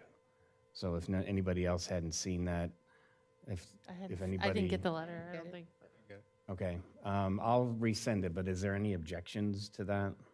Okay. What's Is there any cost to it? species? No cost. Brazilian pepper. Brazilian peppers Oh, over that's a at standard. Woodline. Oh, Never yeah. got That's a addressed. standard worries. thing, No worries. All right, I- I'll find it and I'll... Okay, fine with it. thanks I'll for send it that. to the Volunteers do chair. that. Thanks. I'm glad the Master Gardeners came out to help clarify some of what's been going Questions, on. And actually I think a workshop will be helpful to help clarify how the Master Gardeners help. I don't think that we do a good job of getting the word out about all the different services that they can help the residents, especially in Palm Coast. Doesn't necessarily have to be rural or farm, but any resident in the county can call them for help. So I think that'll be productive. And my last thing is, if there's any staff issues, or if you have proposed changes to state law that you want to send me, I can forward those. We can formulate policy positions through FAC and get them debated at the county, at the state level through FAC, and then if the other counties agree, they can ultimately become legislative priorities for FAC.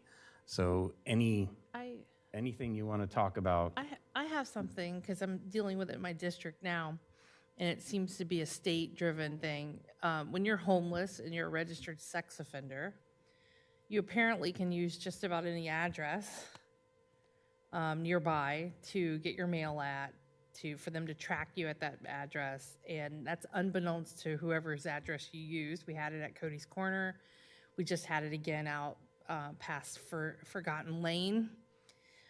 So I feel like there should be some sort of, and I don't know what area it comes out of the state level, if you're homeless and you have to register for probation or as a sex offender, particularly a sex offender, you should not be able to register to an address without specific written consent of said address. That makes sense, because the Cody's Corner, they were getting the mail for these people. This is where the probation officers are going out for a check-in.